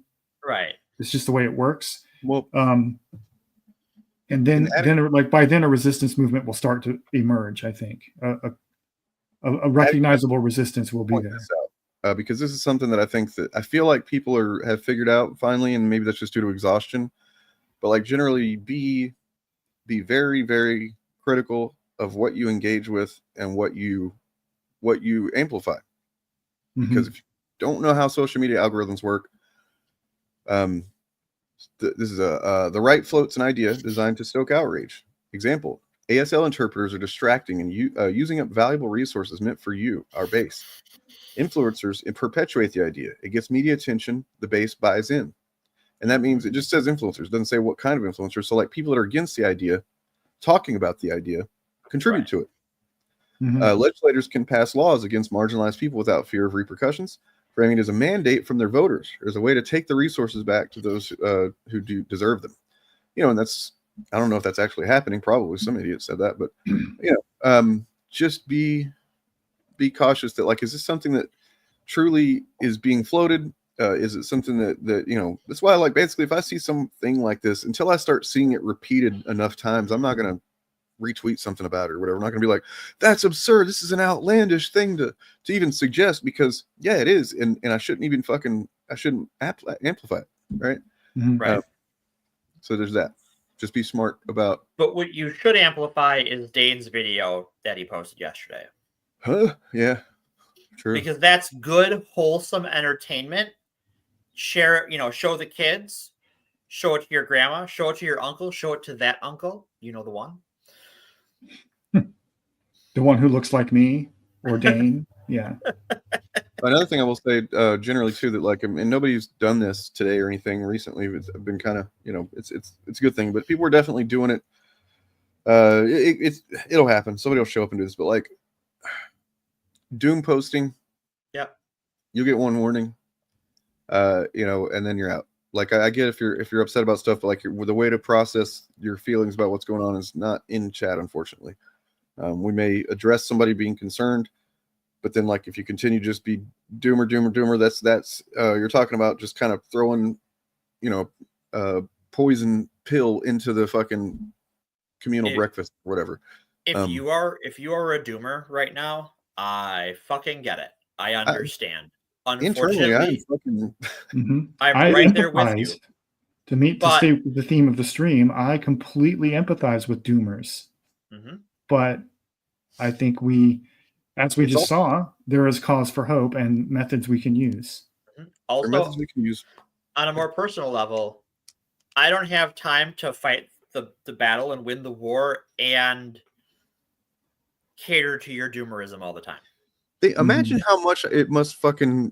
Have you guys ever spent 5 years, like dedicated most of your time to making content to try to warn everybody about this fucking fascism thing, and it's how it's infecting culture, and it's this is what they're saying, this is how it's going to happen, only to just see they're doing it, we're doing it anyway, we're going to go ahead and do that. Yeah, no, I don't know that, should but motivate me. I might be kind of crazy because it doesn't actually. But anyway, do we know someone like that, Dane? Do we know? Don't know.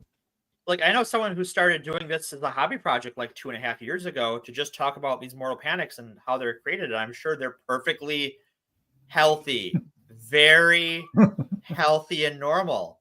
Well, yeah, because moral panics have nothing to do with this stuff that we're dealing with, right? What's crazy is that, like, no, I mean, obviously the podcast was started with the initial seed of like, these things are kind of related, I think.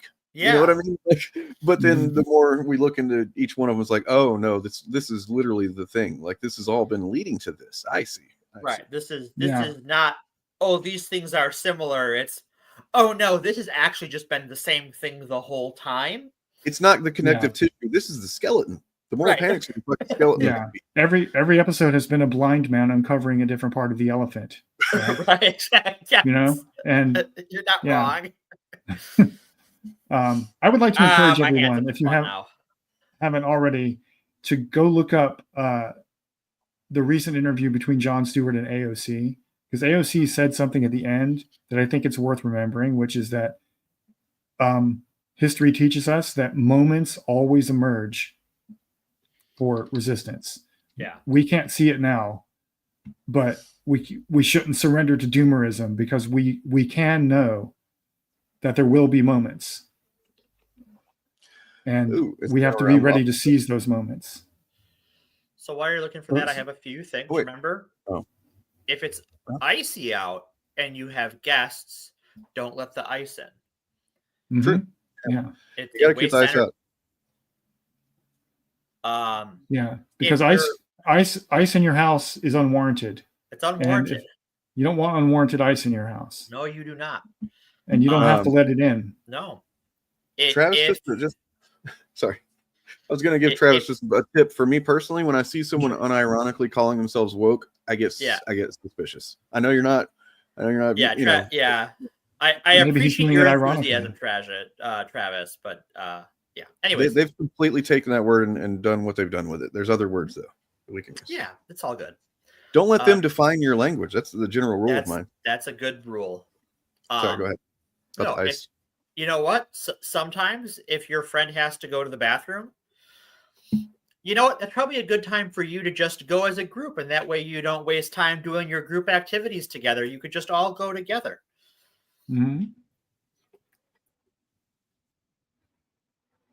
Just fun tips like that. And yeah, make sure no ice ends up in your house. It's really just, unwarranted ice it's no good. Racks up your bills, makes a mess. One thing I want to do as a project for the podcast is like to have resources on hand, infographics, numbers, websites, ways that you can help. Like, I'm gonna try and make graphics out of a lot of stuff in that article we just looked at. So if you see me sharing or us sharing that kind of thing, it's a good idea for you to also share it. You know what I mean?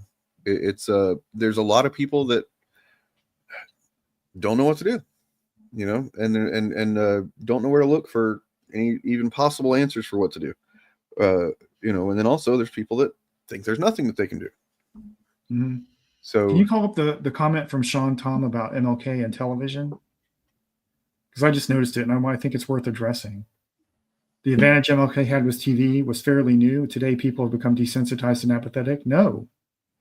What we have, the new technology we have now is social media. This is why the TikTok ban was pushed so hard, because that was that was where most of the resistance among young people to Zionism and the genocide in Palestine, that's where a lot of the news was getting out. Mm-hmm. So we have another new communication technology we can use. But and so just be on the lookout. Caution with that, because social media also got us here, and social media is being used actively to work against us. So, like, and that was true of television as well. Yeah, we got to be cautious. So any mass communication is not one-to-one. I know it's easy for us as humans to think of this as one-to-one because you and I, right? You're a person listening to me talk, right? So in your human monkey brain, you go, that person is talking to me. Except that I'm not talking to you, Travis. I'm going to call you out because I know you and you're good people. but I am talking to all of you, and you are all hearing me. It's not a one-to-one communication; it's a fire hose. Yeah. And fire hoses are hard to control. And my point wasn't so much necessarily about the technology; it's about the idea that people have become desensitized and apathetic. That part I do not believe is true. No, I don't. If that part were true, then we wouldn't be freaking out about TikTok right now in the first place. Right. No. I mean, and honestly, like looking at Reddit and seeing just how many subreddits are banning that shit and how many people are on board for banning Twitter, it was a little bit heartening. You know, I was like, okay, so at least some corners of the internet, and it's, oh, look at that. It's one of the ones that's not, you know, controlled by, it's not like, oh, the algorithm is going to favor the things that get the most, you know, engagement, like upvotes and downvotes matter on Reddit. And it's one that I think is either seen as apolitical or right wing. Yeah. I mean, Reddit historically has been, I mean, it was, yeah, well, it's techno utopian kind of mentality has been the prevalent one there. Yeah. But keep your eye on what Blue Sky's up to, everyone. Blue Sky is rolling out very soon a TikTok alternative and an Instagram alternative. And they have instituted a plan to make themselves billionaire proof. And Mark Ruffalo is involved with it somehow. They actually have like a corporate, I don't know all the details. I don't know the specifics, but they're working they're working on a plan like at the level of financial regulations and things to make it extremely difficult for billionaires to take over their platform. And the article I read said that part of their corporate charter at Blue Sky, that where they list all their corporate principles, like on posters for the office and stuff. One of them is that this company is a future adversary. That's one of their guiding principles in the Blue Sky office. So at least in the short term, we may have an alternative to TikTok and Instagram that cannot be quickly subverted by billionaires. So you will see pockets of resistance rising up there and bleeding out into other forms of social media. One thing I'm curious about, and this is, I don't have a strong basis, but I have a professional intuition on the matter. Is that I'm curious to see as we ping pong back and forth between the role of regulators and internet access as we sort of move back away from net neutrality under Trump's FCC, is will adversarial services to the regime and to the oligarchs be throttled or walled off by ISPs? Because I could see that happening. In maybe not a great firewall of China kind of way, but definitely in a more decentralized corporate kind of way. So we're about to hit 3 hours here. So I'm gonna go ahead and round us up to the ending, and I got a couple of clips to drop. Sweet. First of all, just in general, you know, keep this attitude about you. Yeah. Fuck off, Hitler. It's a very good attitude to have. That is such a perfect drop. That's going to see a lot of use the next 3 years. It's going to get a lot of use. Oh, that's gonna go hard. Then I got this lady here. She's not only very, very intelligent, she's also not hard on the eye. So like all of these people that were scared before about like being associated with him from the most common basic level to the most elite level, they're all like they're all in now because this is now a billionaire feeding frenzy. It is a kiss-ass race. Man. It is, how can I show how much fealty I have to Donald Trump in order to get my digs? And I think what's really important for people to understand, and like now and every day of this administration, is that you're being ripped off. Yeah. What? Being ripped off. Also, you know, if you think there's not something you can do to contribute, that's not true. And even if you are disabled, or you know, whatever it is, there's things you can do. And not only do we here at the FAPcast think that you know, you're worthy, but somebody else does too.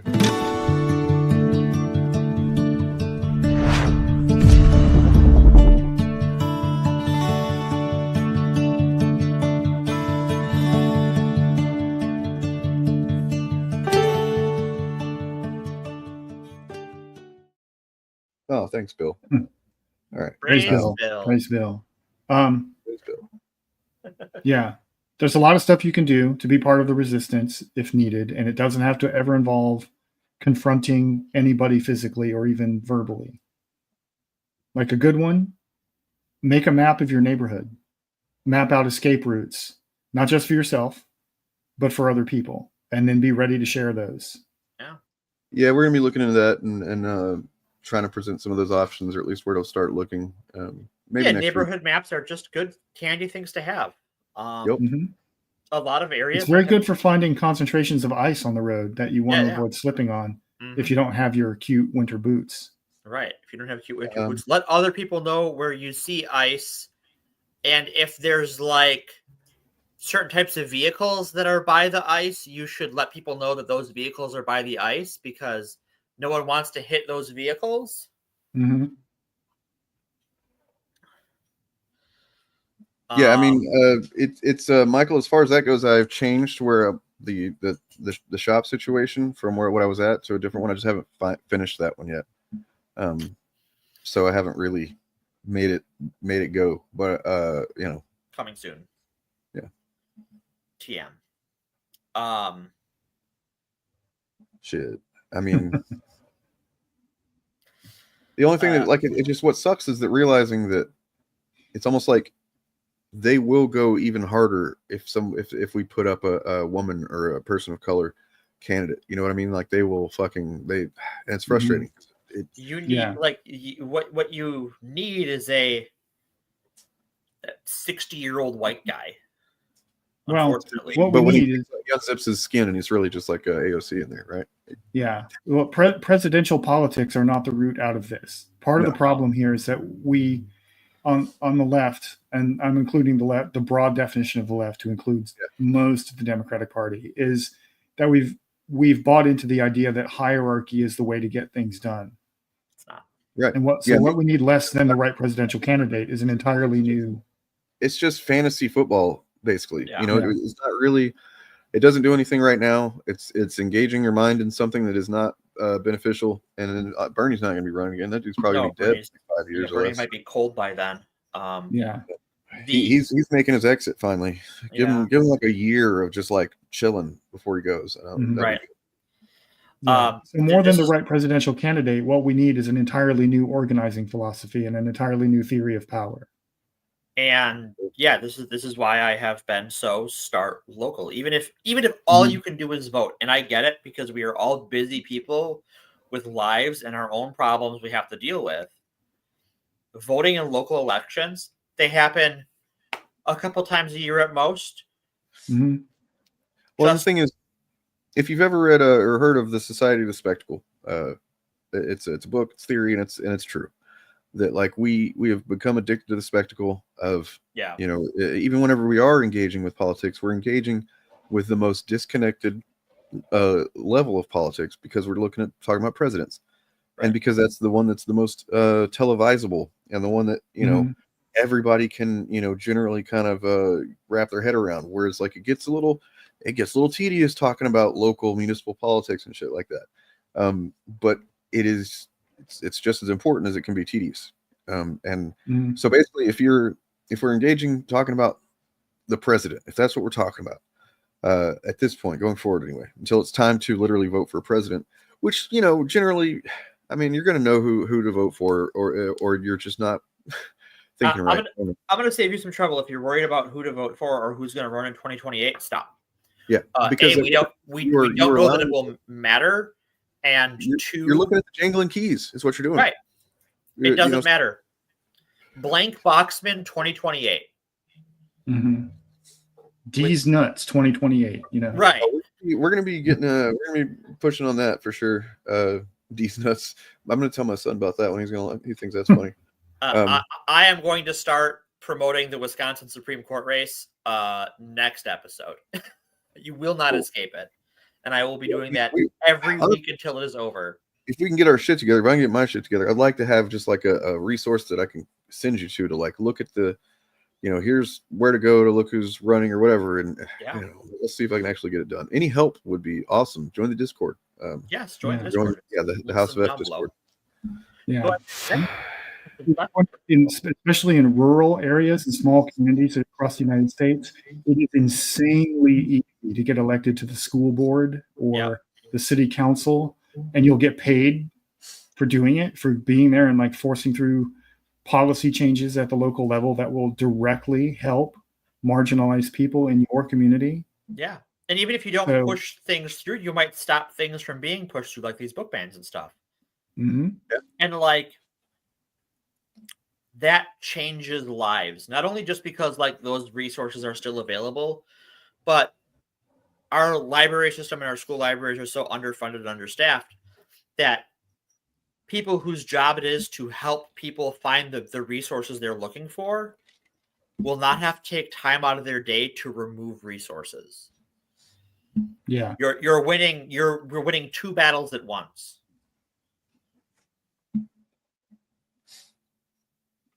Need to participate in midterms as well. Yeah, I mean, all these are important. You know, they're things that we take for granted that, you know, generally by and large they might not have any effect on us, you know, that we can see. But that's maybe what we need to be. We need to be engaging with that stuff, even if it won't affect us. We should still care because it's probably going to affect somebody. Mm-hmm. You know, and even if it's just something that's getting funded, where's that funding coming from? Right. Right. Yeah. I think it's important to remember that electoral politics is necessary, but not sufficient. Mm-hmm. So don't get hung up on elections until they are immediately relevant. Right. Don't focus on that. Focus on local organizing, focus on self-defense and community defense. Focus on think about it way sooner than you need to. Yeah. You know, when it comes to whoever's going to end up running against Trump, if we have a election that it matters, that person, don't watch these clips of stuff where like, oh, is this the person? Is this the person? The person will become evident. If you think back to Obama, it became pretty evident pretty quickly that this is going to be the guy, right? And it doesn't fucking matter. Yeah.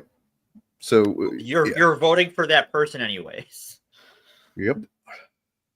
Yeah. More importantly, you're voting for the coalition that they bring into power with them. And so we have to change the coalition, the nature of the coalition that's under them. That's more important than whoever they are. Yeah. Yep. All right. Well, next week, are we going to be in danger, Dane? Oh, yes. Yeah, we're going to be doing, so that'll be on Saturday, right? Or no, Sunday. Sunday. Movie danger, perhaps? Spider danger. I mean, that sounds cool. That's one of those things where, like, if you say it and then you like sound kind of badass or something, but like, what doesn't mean anything? Because I mean, I don't have any masters that just, you know, but we do have elected politics. So I prefer a many gods, no masters coalition because you are not going to in the United States, especially an important part of the resistance coalition going forward is going to be religious people who are left-leaning. And if you alienate them by telling them they're stupid, they will not listen to you. That's part of the reason that so many of them went to MAGA in the first place. Yeah. So religious pluralism and cultural pluralism should be a core value of the left going forward. Unless we can get enough people on board with doing what the Klingons did, you know, just kill your gods. Yeah. If we can pull the Klingons and kill our gods because they're more trouble than they're worth. Yeah, like these guys don't. Yeah, and then you can just do whatever. I know it's not an atheist slogan, but it will be read as one by normies, and it's therefore not a useful slogan. Yeah, I agree with the sentiment, but unfortunately, yeah, we will be entering a zone that could be potentially dangerous as far as movies go, because they are dangerous. They are dangerous. They're out there. Just they contain things. Sometimes things that are in these movies can be really, really, really bad. And you never know. You know, it could be something as simple as well, they put women in a movie that women in movies starring men. And some people think that these movies are so dangerous they're dismantling Western civilization. Yep. I mean, Ghostbusters 2016 started all this. It got us where we are right now because they made women. Let's back up. Ghostbusters 2016 did not get us to where we are. No, the profiteering off of Ghostbusters 2016 But you know what it was, though? It was algorithms. It was literally YouTube the algorithms. algorithm. If only somebody had in 2020 made a video that didn't really get seen by a lot of people saying, hey, this is a problem. This might be an issue. Oh, wait, I did. All right, you did. I was going to show some. I didn't find it, though. That's okay. Maybe next time. Next time. But just to clarify before we go, what we're doing Sunday is not the full-length movie Danger version. We're doing a trial run, I think, right? And watching the Friendly Neighborhood Spider-Man pilot. Spider-Man cartoon. We're gonna watch that. We're gonna just kind of chill and check that out, and then I don't know how did we decide we're gonna have people participate in that? Believe the Discord. Okay. Or Patreon. Well, one thing we could do, honestly, is just do it live, and then just be like, okay, we're starting right now, and press play, and like not actually show the thing, but we could watch it on our. I don't know. Yeah, that's how most channels who do that sort of thing do. Like at least on Patreon anyway, they only record themselves reacting. They don't put the show on the screen. They edit that in later. I don't know if it's feasible for us, but that's their way of getting around copyright because if you watch them on Patreon, they're full-length reactions. You have to have your own copy of the show, and watch it when they tell you, and pause when they tell you, and so forth. So, well, we could either do it in Discord, or we can just do it in a, and I know I didn't think of this when we talked about it before, but like we can do it in StreamYard just without going live. We just give the link, invitation link to people who could hang out in the kind of waiting room area of StreamYard. Sure. Yeah. I did that once with a concert, actually. Sweet. We're doing it live. Yeah. Fuck it, we're doing it live. We're doing it live. So I guess look for information on that. I'll post on the community tab on YouTube, which I haven't done much lately, but I'm going to try and get back to that. Make it happen. And then in Discord and probably on the Shillcast this week, I'll talk about it. And then Friday again, I'll have an opportunity to update what's going on. So and if you want to watch Spider-Man, but you don't want to give Disney your hard-earned money, there are places on the ocean you can get that. There are? Yeah, you can. There are? There are places on the ocean you can get that if you're willing to sail the seas. Let Jack Sparrow lead you there. Yeah. All right. Well, in that on that note, you guys are lovely. I hope you have a good week, and check out the Shillcast on Wednesday. Check out Bob of the Old Ways channel. Mm-hmm. If you're not subscribed to I'm Bob, gonna try doing some more watching every week. What are you doing? Yeah, watch Bob's. Like Bob puts out some great shit. Yep. And the commenters are hilarious. Mm-hmm. They're fun. Where they think they the can comment talk section on that content. So yeah, the comment section on that D&D video blew up. The fuck up. Yeah. Yeah, especially relative to its view count. It's amazing. Oh, yeah, really positive stuff or what? No stuff. No, just the volume of posting relative to the actual view count I got is. I mean, the volume is nuts. a positive number. Okay. Yeah. All right, guys. Have a good week. Also, the other Bob I hear is pretty cool too. I have not verified that, but he's a little bit of a mess. He's kind of chaotic. He does have a puppet, and you don't. So yeah, but what if you don't like puppets? What if you don't like puppets? All right, people. Take care. Love you. Have a. Fascism is the enemy of our time. You need to kind of accept that fact. That is the position of this channel. And I think anybody who's been paying attention, who knows what they're paying attention to and is able to analyze it well. We didn't ask for it. It's not fair. It's what we're born into. That's the reality in which we exist. I think there's a really good quote that Gandalf tells Frodo about that. I wish the ring had never come to me. I wish none of this had happened. So do all who live to see such times. But that is not for them to decide. All we have to decide is what to do with the time that is given to us. The question becomes, are we going to do nothing about it? Or are we going to do something about it? And no one person can do anything about it in general, but everybody, as many people as possible who care, who are able to speak out regularly, factually, loudly, that's what we need.